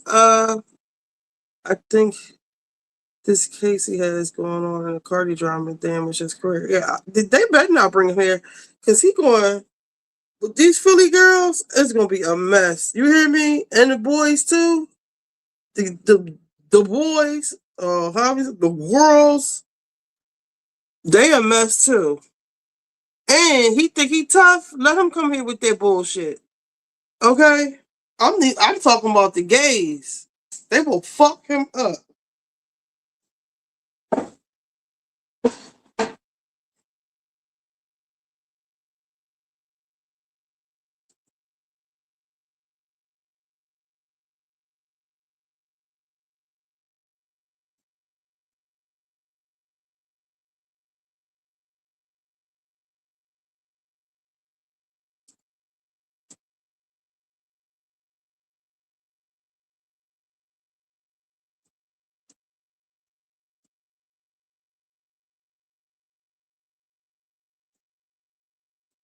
My God. Oh my God.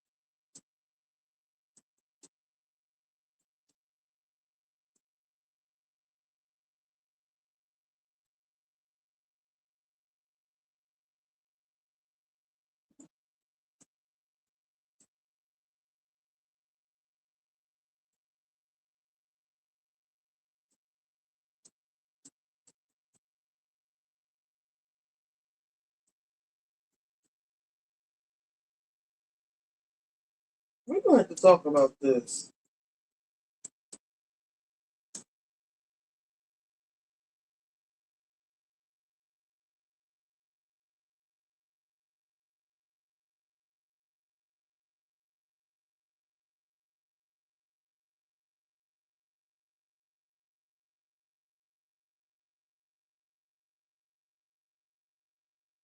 All right, so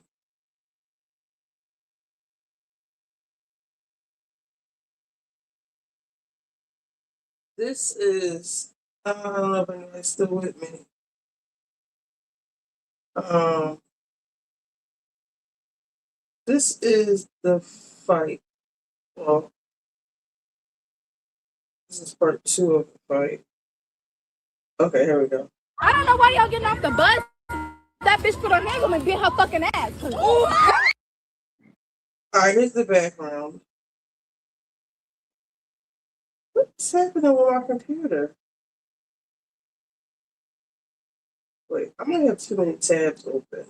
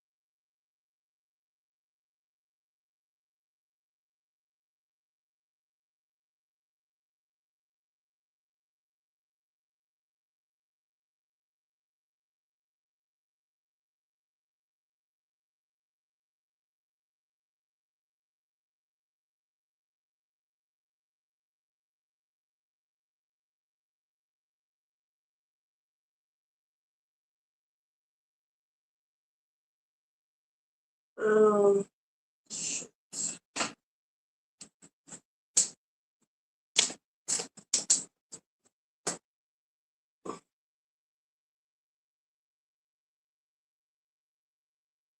okay, this is the little girl.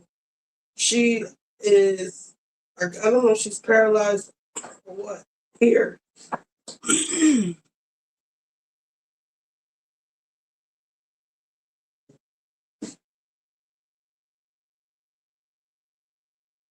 Why can't I see anything? There's something going on with my damn computer.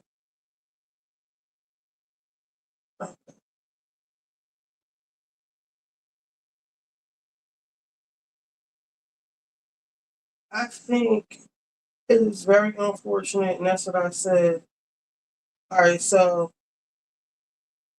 I'm gonna show it, and then I'm gonna show you what I said. Flashback. I don't know why y'all getting off the bus. That bitch put her hands on me and beat her fucking ass. Clock it! Yeah, you hear the friends in the background? Clock it! Who said I can do that?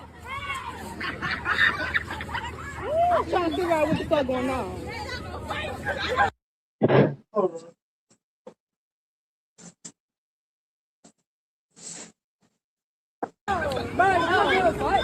Flashback. I don't know why y'all getting off the bus. That bitch put her hands on me and beat her fucking ass. Clock it! Clock it. That's my friend.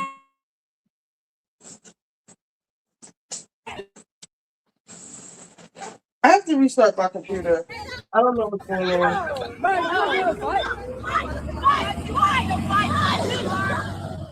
Now you hear them dummies talking about fight, fight, fight, fight. Okay. They made all these People get off the bus. I didn't even know who I was arguing with. The one, I think the one with the yellow one. Somebody on the bus was coming at me, right? Because the man, she was being loud as fuck and sitting up there yelling and shit. But then somebody said, who in the fight? Just chill out for a second. Like, please. But Micah, move. Let's push the piece. Let's push the piece. Micah, go home. Go home, Micah. They told Micah ass to go the fuck home. I mean, I never said I needed that from you. Oh my God. Who is gonna fight you over some noise? Like, girl, somebody get the fuck out of here with the fake ass. She said, get the fuck. She said, okay, but I don't even know you. I don't know you, and I don't know your name. So please get the fuck off mine. What the fuck you got going on? And walk your ass to your house. Please.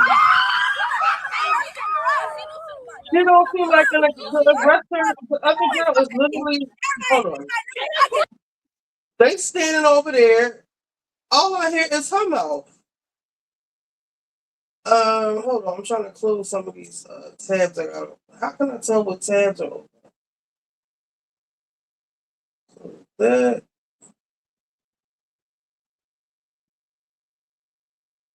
What is this? Close that. Apple Intelligence. The hell? That's probably been slowing my damn computer down. How did Apple Intelligence get on my damn computer?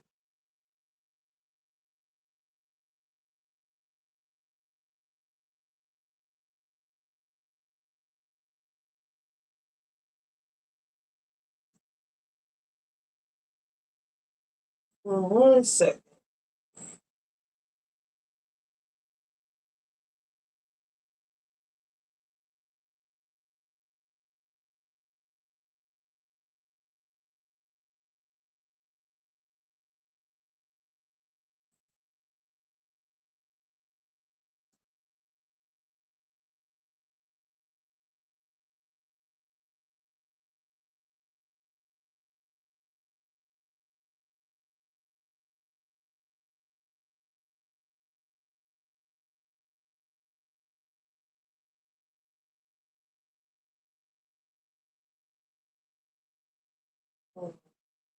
It's gonna knock us out of the thing.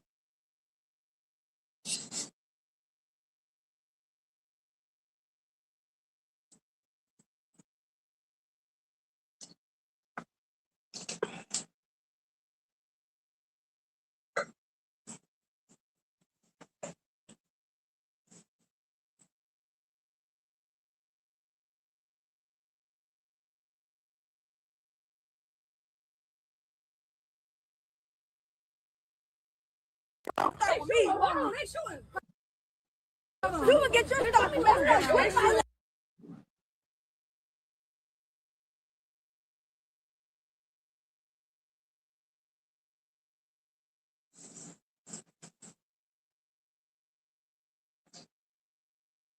Flashback. I don't know why y'all getting off the bus. That bitch put her hands on me and beat her fucking ass. Clock it! That's my friend! Pocket, that's my friend. I'm trying to figure out what the fuck going on. Bro, I don't give a fuck.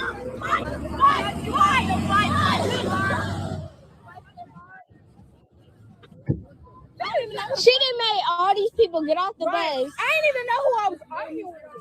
The one, I think the one with the yellow one. Somebody on the bus. Who? I didn't even know who I was arguing with. The one, I think the one with the yellow one. Somebody on the bus was coming at me, right? Because the man, she was being loud as fuck and sitting up there yelling and shit. But then somebody said, who in the fight? Just chill out for a second. Like, please. I blame all this shit on Lemuel Plumber with this baddies bullshit. All these girls want to be in Fight Club. This shit is not cute. One false move. I can tell you exactly when that girl broke her neck. The yellow one. Somebody on the bus was coming at me, right? Because the man, she was being loud as fuck and sitting up there yelling and shit. But then somebody said, who in the fight? Just chill out for a second. Like, please. But Micah, move. Let's push the piece. Let's push the piece. Go home. Go home, Micah. Michael, go home. Go home.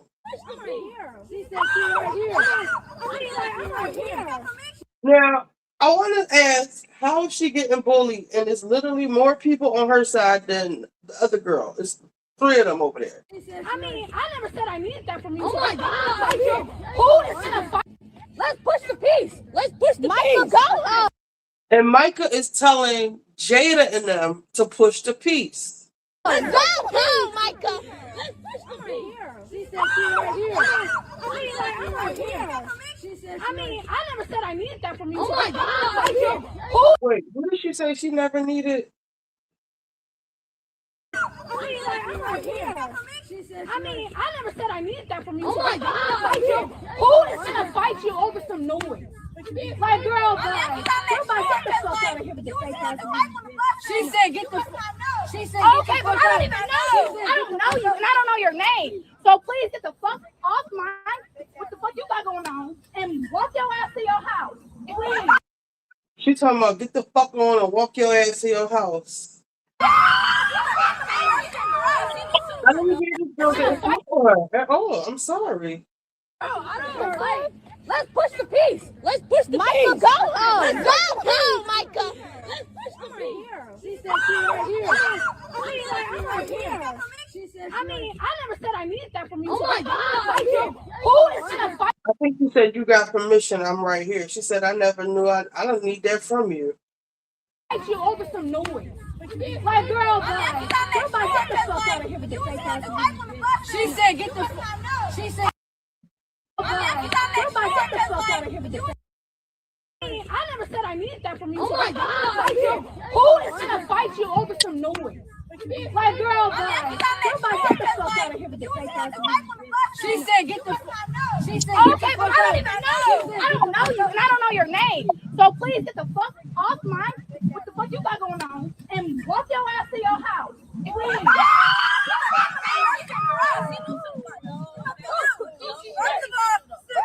Everybody know I get down, so please don't start with me. You will get your stuff with my leg. You will get it up. She literally said she said, don't start with me.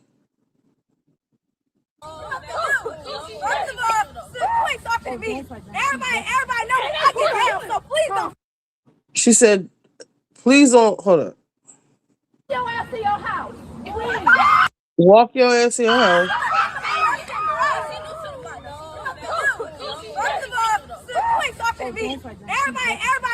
First of all, you ain't talking to me. Everybody know how I get down, so please don't start with me. You will get your stuff with my leg. You will get it up with my leg. You will get your stuff with my leg. You will get it up with. She said you gonna get beat up with my leg. Maybe there's something wrong with her leg.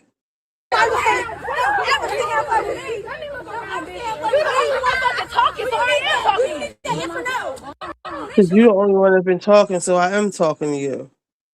Going on and walk your ass to your house. Everybody know I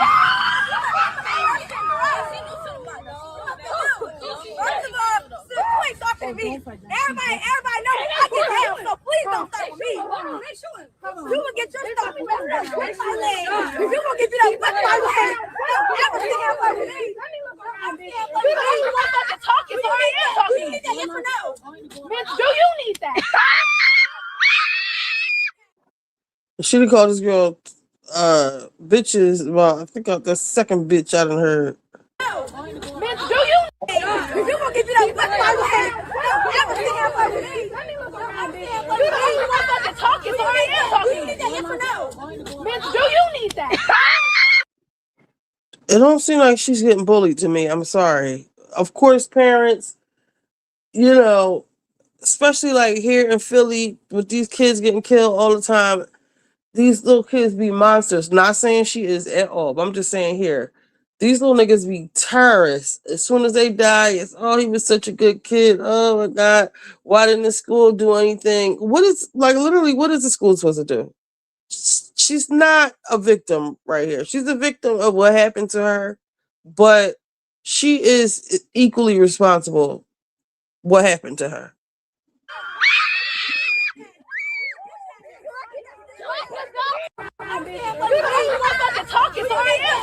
Bitch, do you need that? Does she need what? Everybody knows I get down, so please don't start with me. You will get your stuff with my leg. You will get your stuff with my leg. Ever see how much with me? You don't even want us to talk, so I am talking. You need that yes or no? Bitch, do you need that?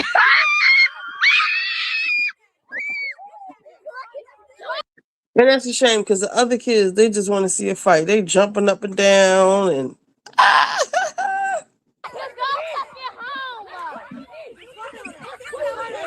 wait, who said go home? I am talking. You need that yes or no? Bitch, do you need that?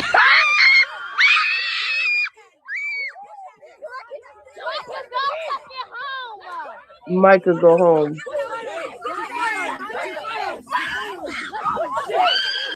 Right here, I knew that she wasn't. I knew right here she was. I ain't gonna say I knew she was gonna get beat up, but I knew she wasn't a fighter because she took off her book bag, but she didn't take off her glasses. And she don't have her hands up right. She's not a fighter. You got to protect your face.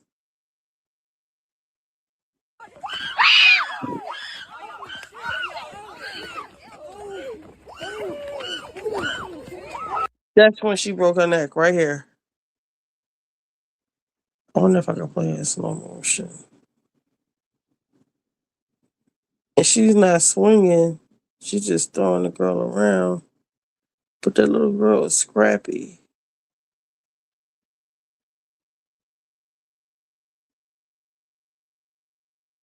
Right here. Right there is where she broke her neck. Tussling.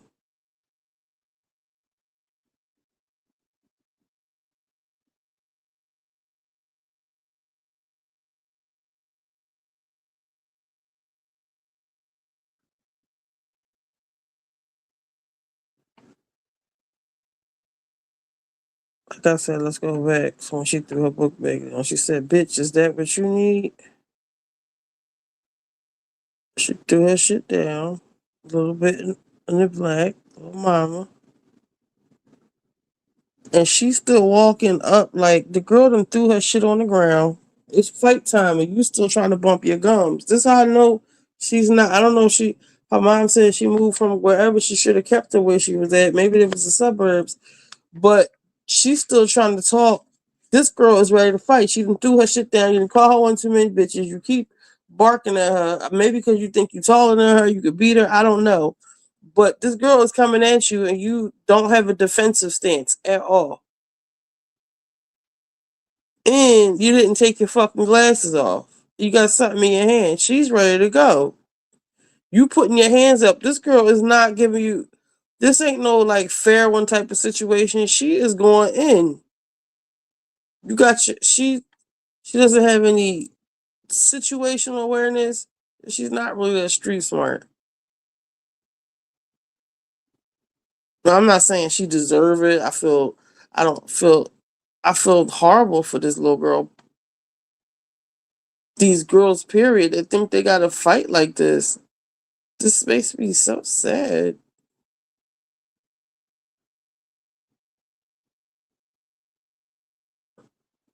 Her face was wide open. Ain't no pushing. You gotta fight. Them type of girls right there, you gotta fight. Yeah, the one with the white, jack, her. The one with the black on, I could tell she could fight because she wasn't talking that much. And she said, "You don't want this. You know, everybody know how I give it up." And she said, "Don't start with me."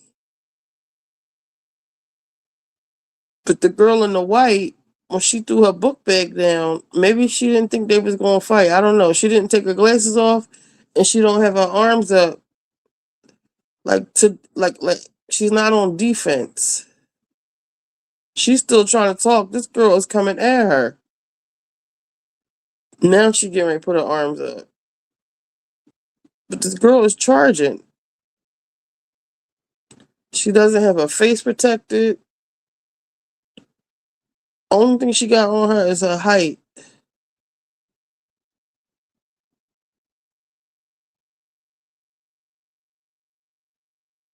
Jada is going straight for the face. I mean, the other girl's going straight for her face. She got a good one in. Look.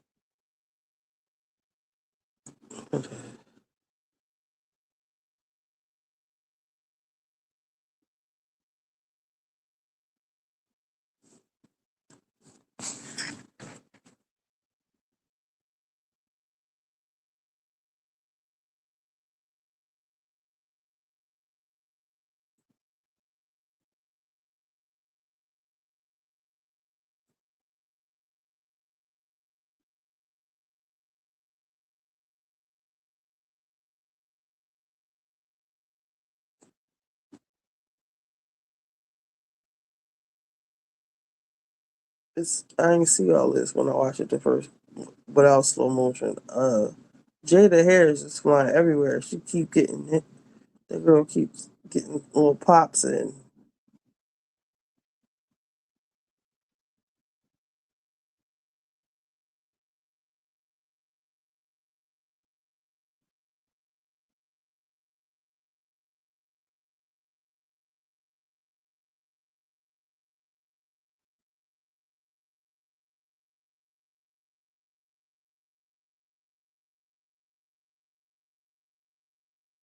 She only swing once. The girl in the white.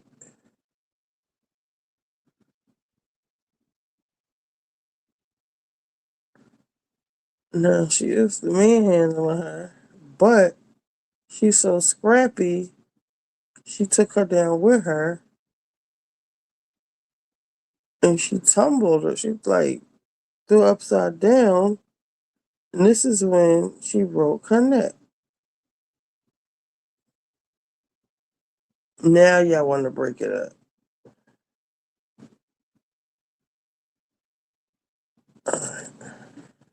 You gonna get your stuff with my leg. You gonna give it up with my leg. Everything else. Yeah, the one in the white died.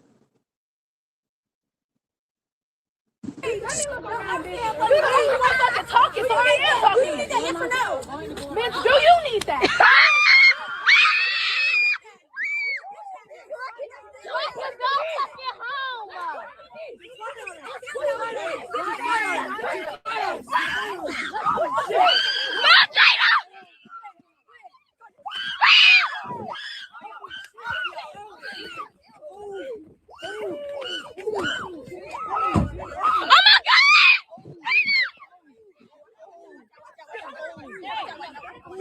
Jada!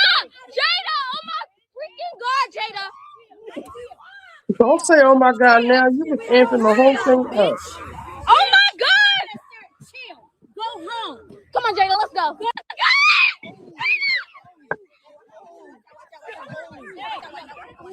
Jada! Jada! Oh my freaking God, Jada! Chill, bitch. Oh my God! Chill. Go home. Come on, Jada, let's go. Go home. Is she still talking after? Jada, come on.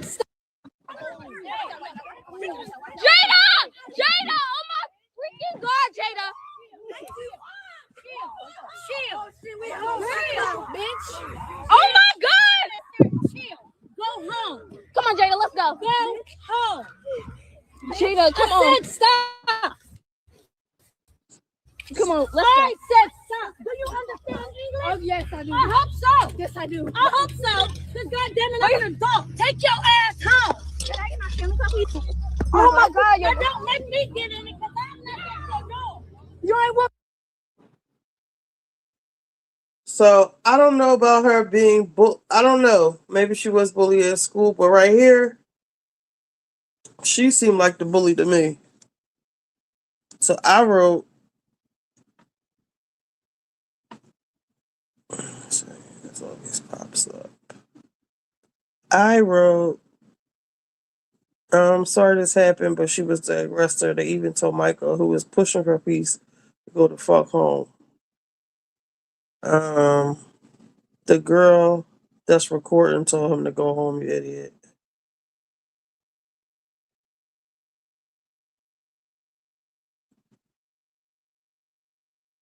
She was not the aggressive. They got off the bus. The bus, they was bullying her at school and on the bus. So how is she the aggressor? Nobody can stick to the bullies. Where do you see her getting bullied? Hold up.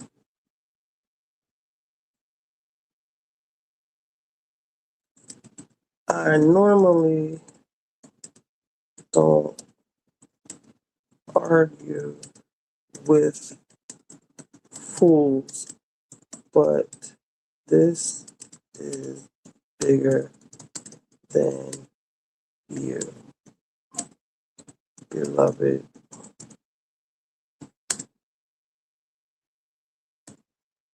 Where do you see her getting bullied?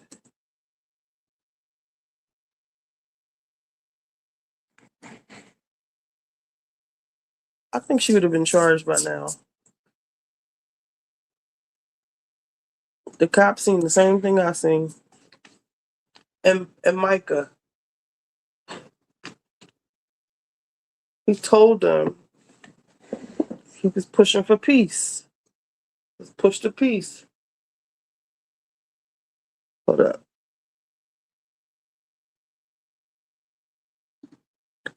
Do you know what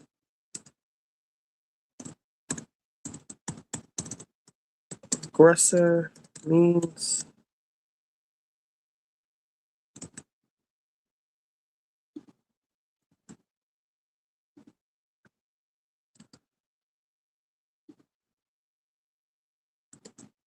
Is it because her mother said that?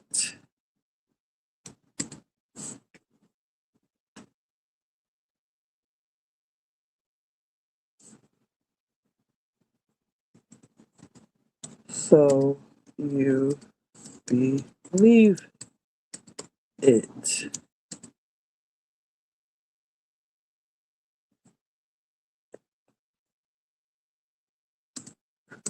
Why did she have to change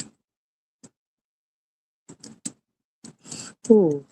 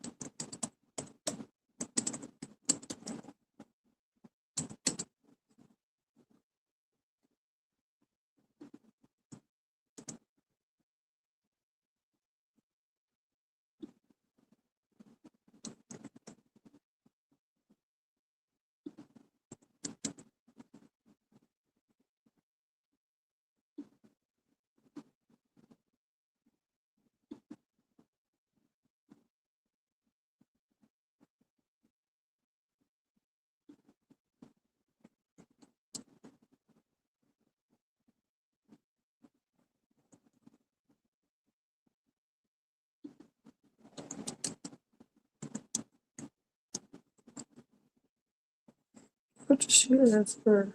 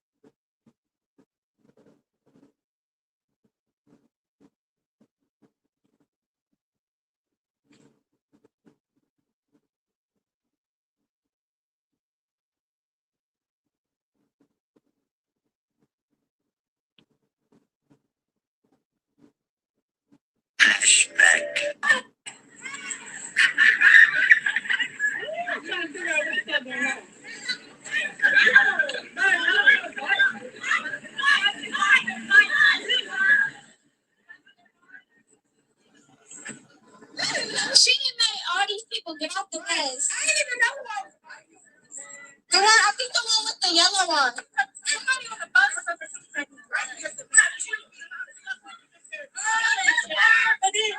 said. Chill out for a second.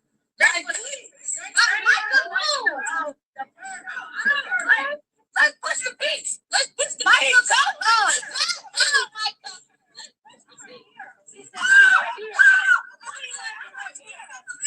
I mean, I never said I need that from you. Who's gonna fight you?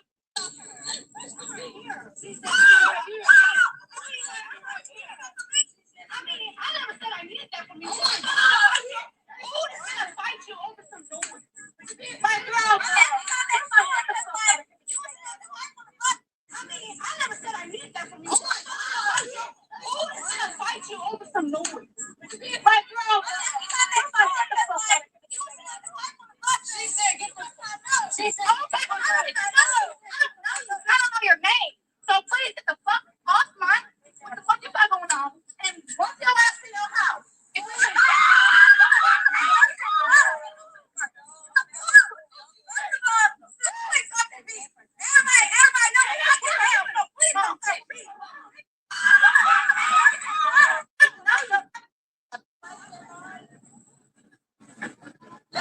She didn't make all these people get off the bus. I didn't even know who I was talking to. The one, I think the one with the yellow one. Somebody on the bus or something.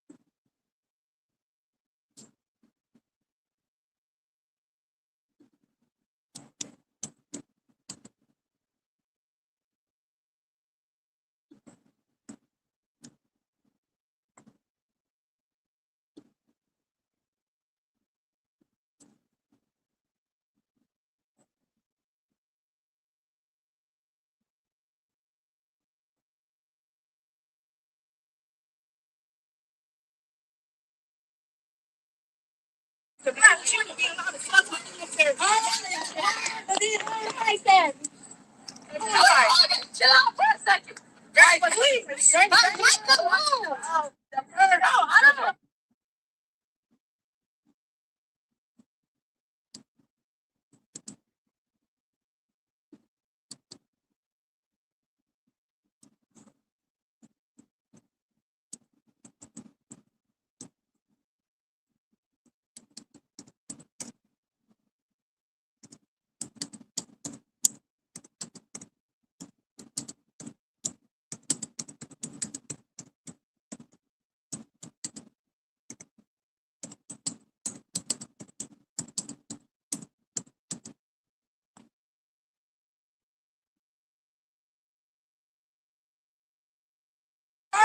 Somebody said, who am I?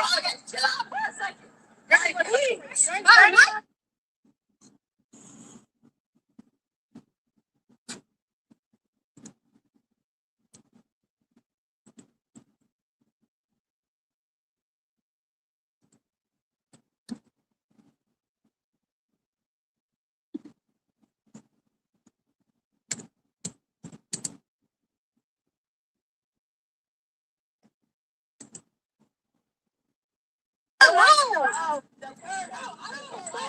Let's push the peace. Let's push the peace. Oh my God.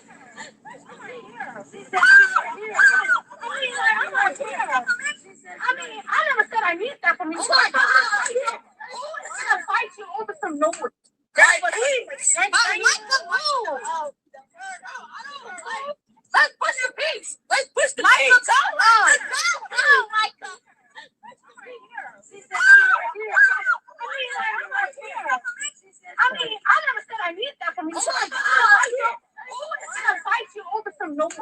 She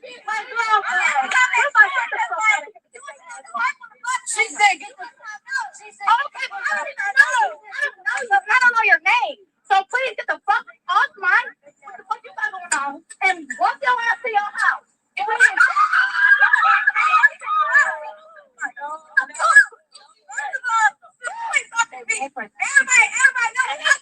So please don't say peace. You will get your stuff. You will get your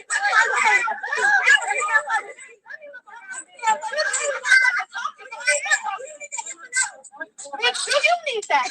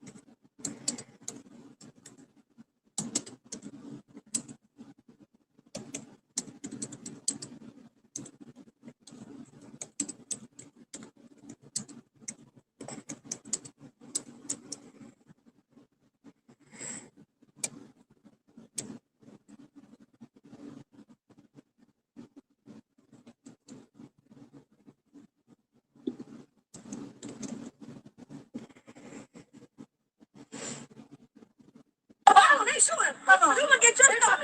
Break my leg. You gonna get your stuff.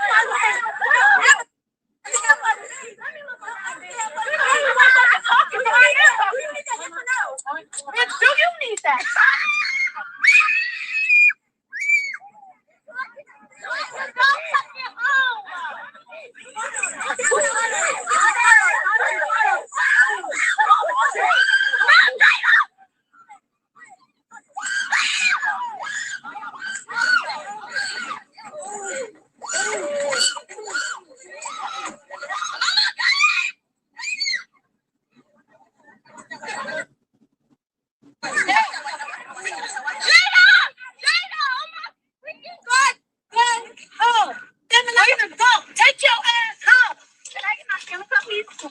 Oh my God, you don't let me get in it. No, I won't.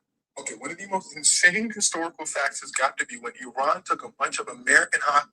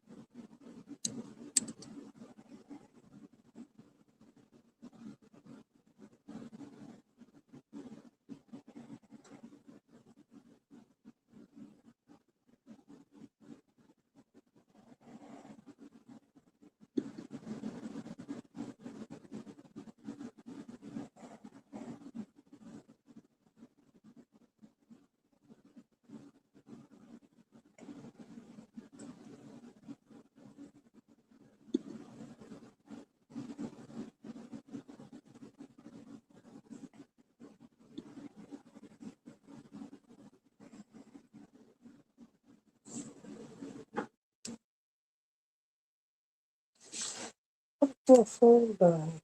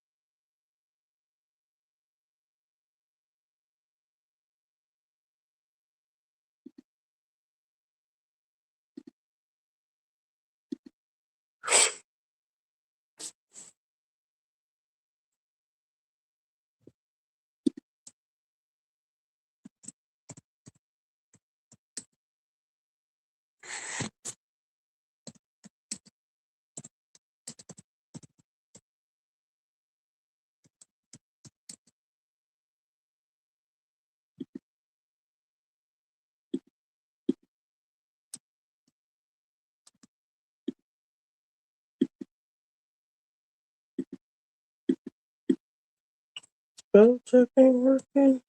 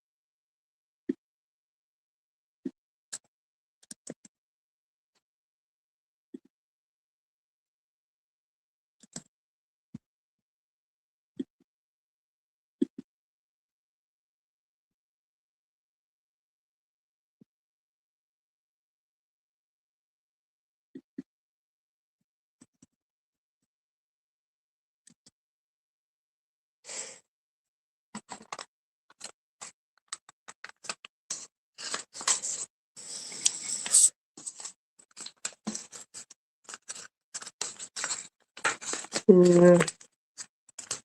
I would sue. I would sue Lemuel. I would sue the Zeus Network. They need to bring a class action suit against that nigga.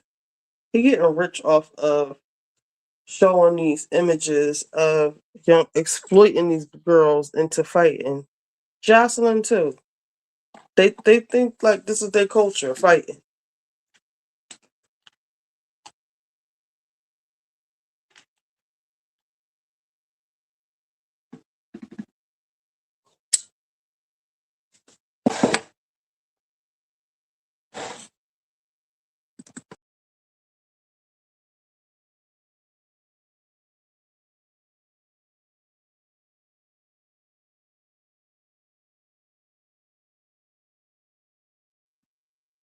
Unpopular opinion. Sue Lemuel So the one of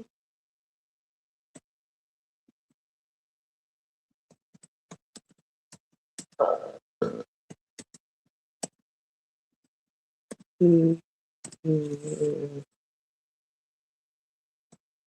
was the whole baddies. Oh,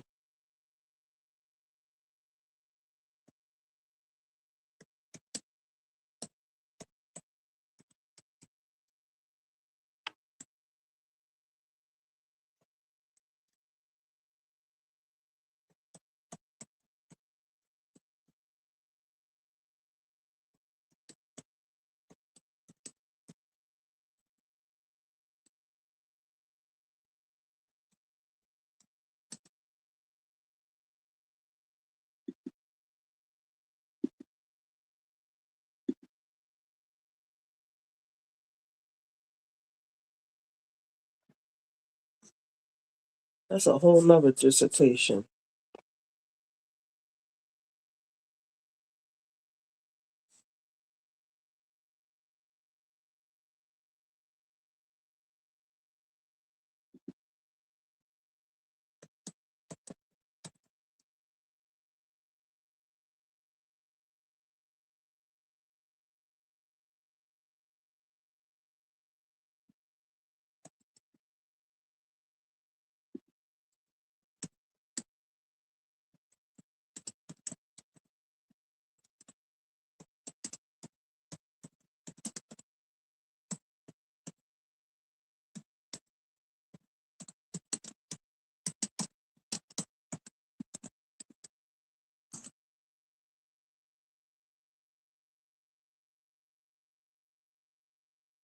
Just like what was that? What was that group of mothers that came out against the rap music? Let me see. Mothers who came out against rap. Like Mothers Against Drunk Driving. C. Dolores Tucker. Oh yes.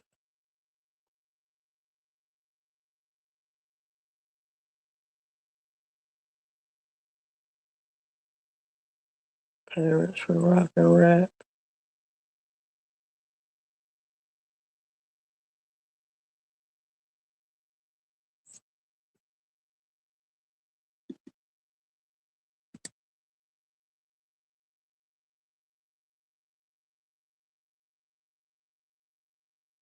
C. Dolores Tucker.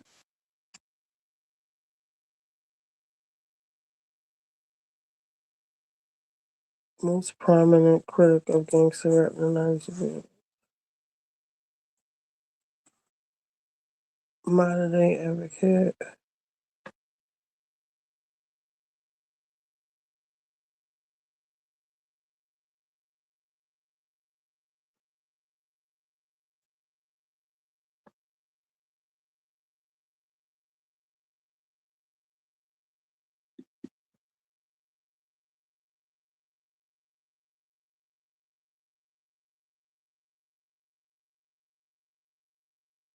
Oh, she was born in Philly. Yep.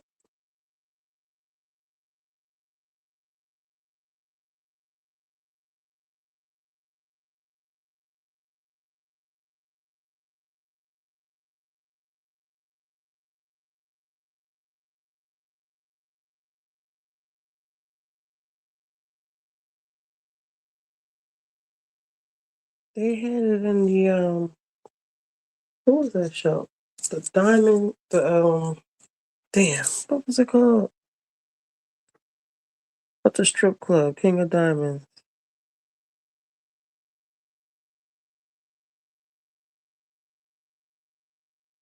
What's the name of her damn organization?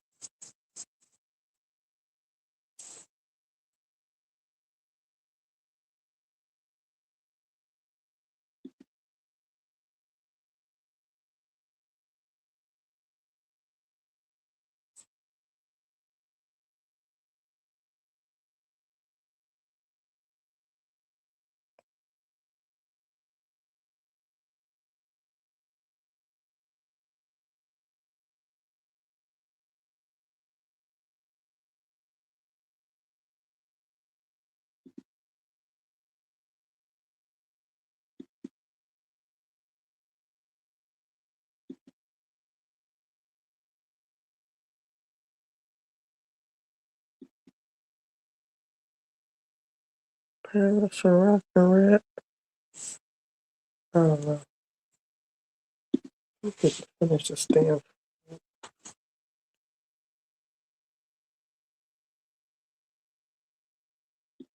I'll get on him in a second.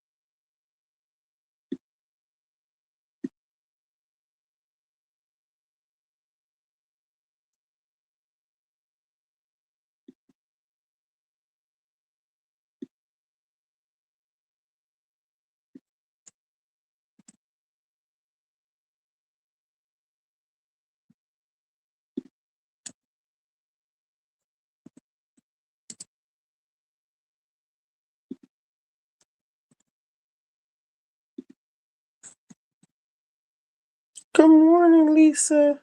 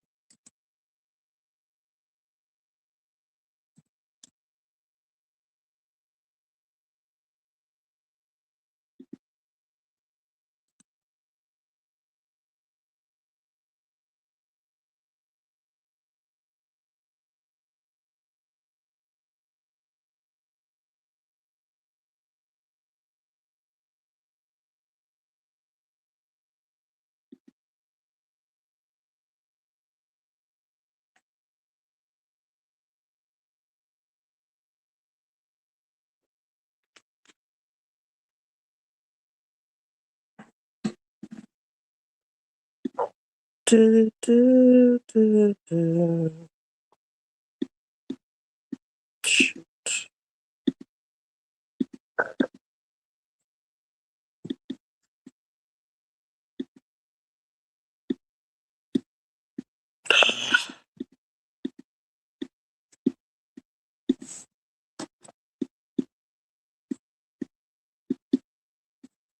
What the hell?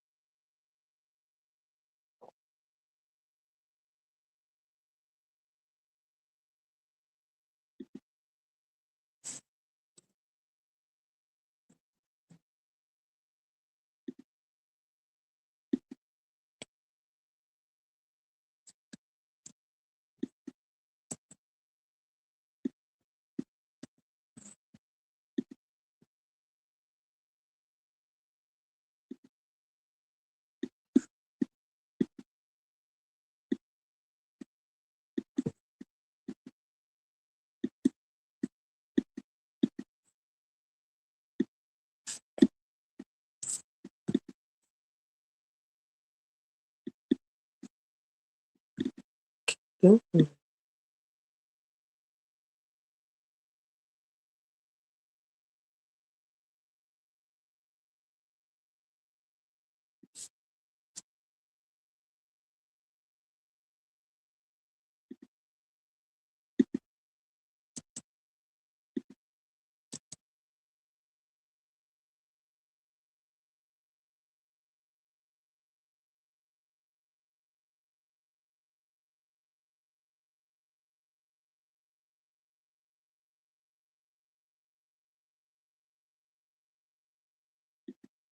Oh, no.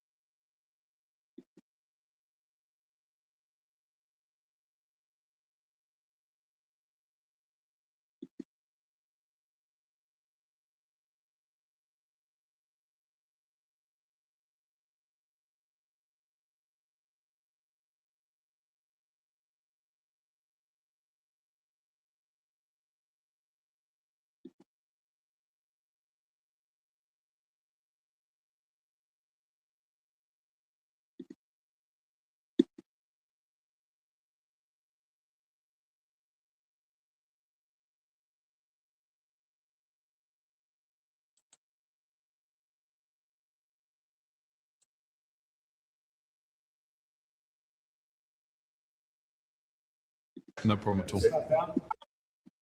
I listened to you on the. The president wants you. Sorry, the president wants you. Oh, okay. Okay. No problem at all. See you shortly, Mr. Secretary. You can work that in. Mr. Secretary, I have to say, it's a first, I'm sure a last as well, that an interviewee's been pulled away to go to the Situation Room. How was the president? Was he stressed? No, the president is in great spirits.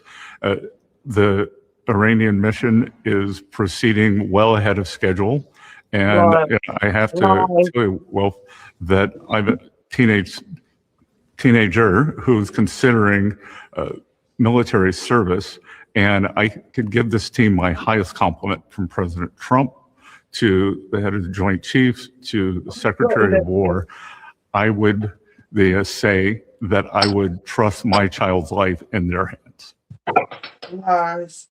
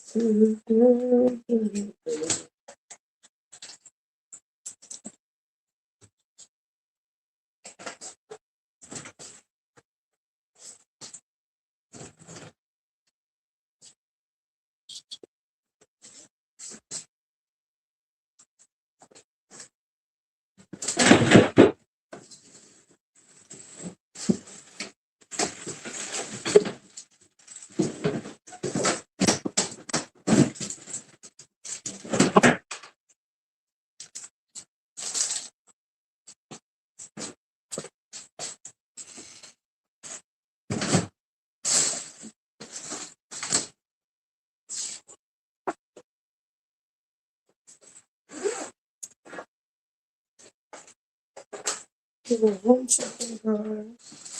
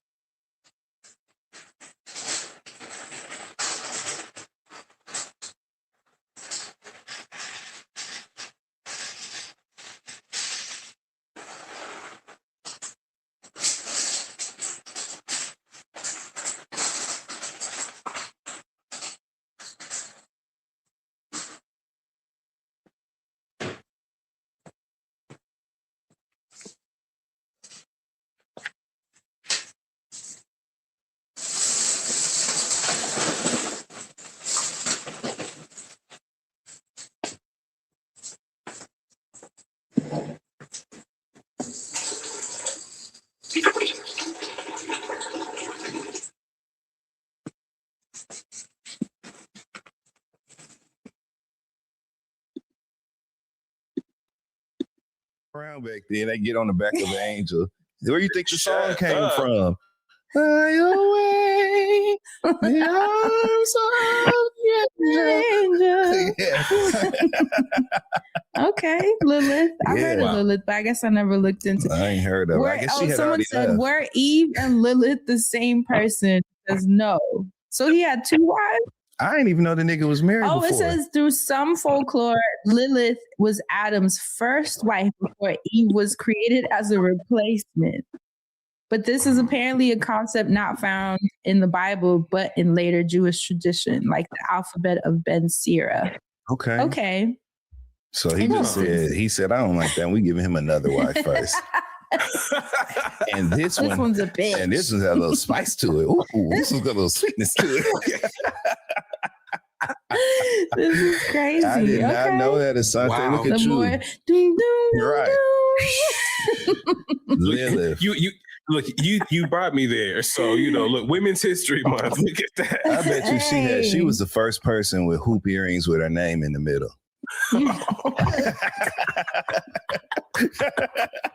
I'm getting out this garden. And I'm thinking she was also the first person to go out to talk about her nigga to somebody. Adam ass got me standing in here pulling all this passion fruit. I don't want to pull this. Because I feel like they had passion fruit in Eden. Hibiscus. Yeah, hibiscus, leaves. You know what I'm saying? Okay. We are nuts. I didn't know Lilith had hit it like that. Okay, then. Well, Eve, no wonder Eve had a hard time. She ain't know what the hell to do. She was trying to live up. You know what I'm saying? Making a nigga with a first wife happy is a different kind of, path to walk. You know what I'm saying? It's different. Okay, look, Dustin, so this is going to make it worse. I Googled Lilith on True Blood because I was like, well, what was Lilith? Lilith is the progenitor and the first vampire in True Blood season 5, created by God before Adam and Eve. Okay, so I told you. I told you. That's what I was like. I don't play with those things. So, yep. Where's Haas? I need some embodiment. Fran, I need some embodiment. So I wonder how her history has been updated or rewritten, or how it was actually written in Jewish folklore before it was taken by HBO. This is interesting. I gotta ask some of my Jewish friends if they know about Lilith's sin is that she would not submit to Adam. That was her sin. Woo. Well. No head. On that note. The first person that said, I don't do that.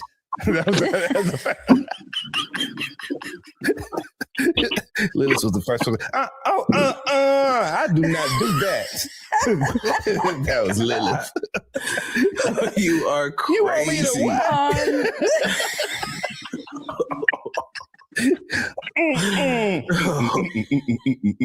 Oh my God, please. Lilith was the first person to say, I don't think so. That was Lilith. The first person, Lilith had a lot of firsts. She was the first person to put her pan in somebody's face. Wait, what's the Jocelyn intro? What you talking about? Adam's like, give me some, give me put it in your mouth. You know what I'm saying? Like, what you talking about? What are you talking about? You keep playing with me up in here? You keep playing with me, Adam? That's what Lilith said. All right. Okay. Great episode. Very informative. Lilith was the first person to look away and point her thumb at the person that she was just talking to. Lilith was the first person to do this.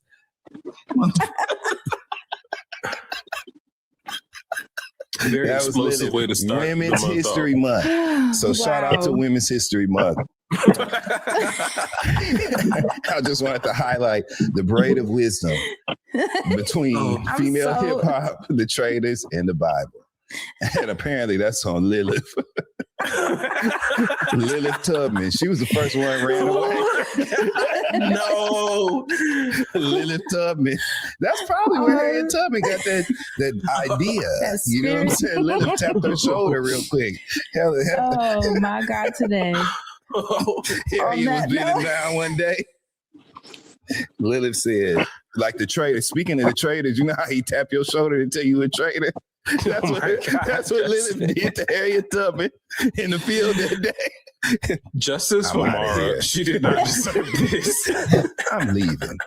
That's how I came to it. It was Lilith. Thank you, Asante, for closing the gap. Wow. And with that being said, this is a little Women's History Month comedy for y'all. Again, these is just jokes. No disrespect to anyone's faith. We respect everybody's walk when it comes to that and all of your choices for real. This is all in the name of comedy. We just having a little fun, like Juicy said. Just having fun. Hope you have too. And with that, Fred, What you got for the way on this segment? Let's jump into this week's segment. Welcome to the friends. I don't know about you, but I like keeping my money where I can see it. Unfortunately, traditional big wireless carriers also seem to like keeping my money too.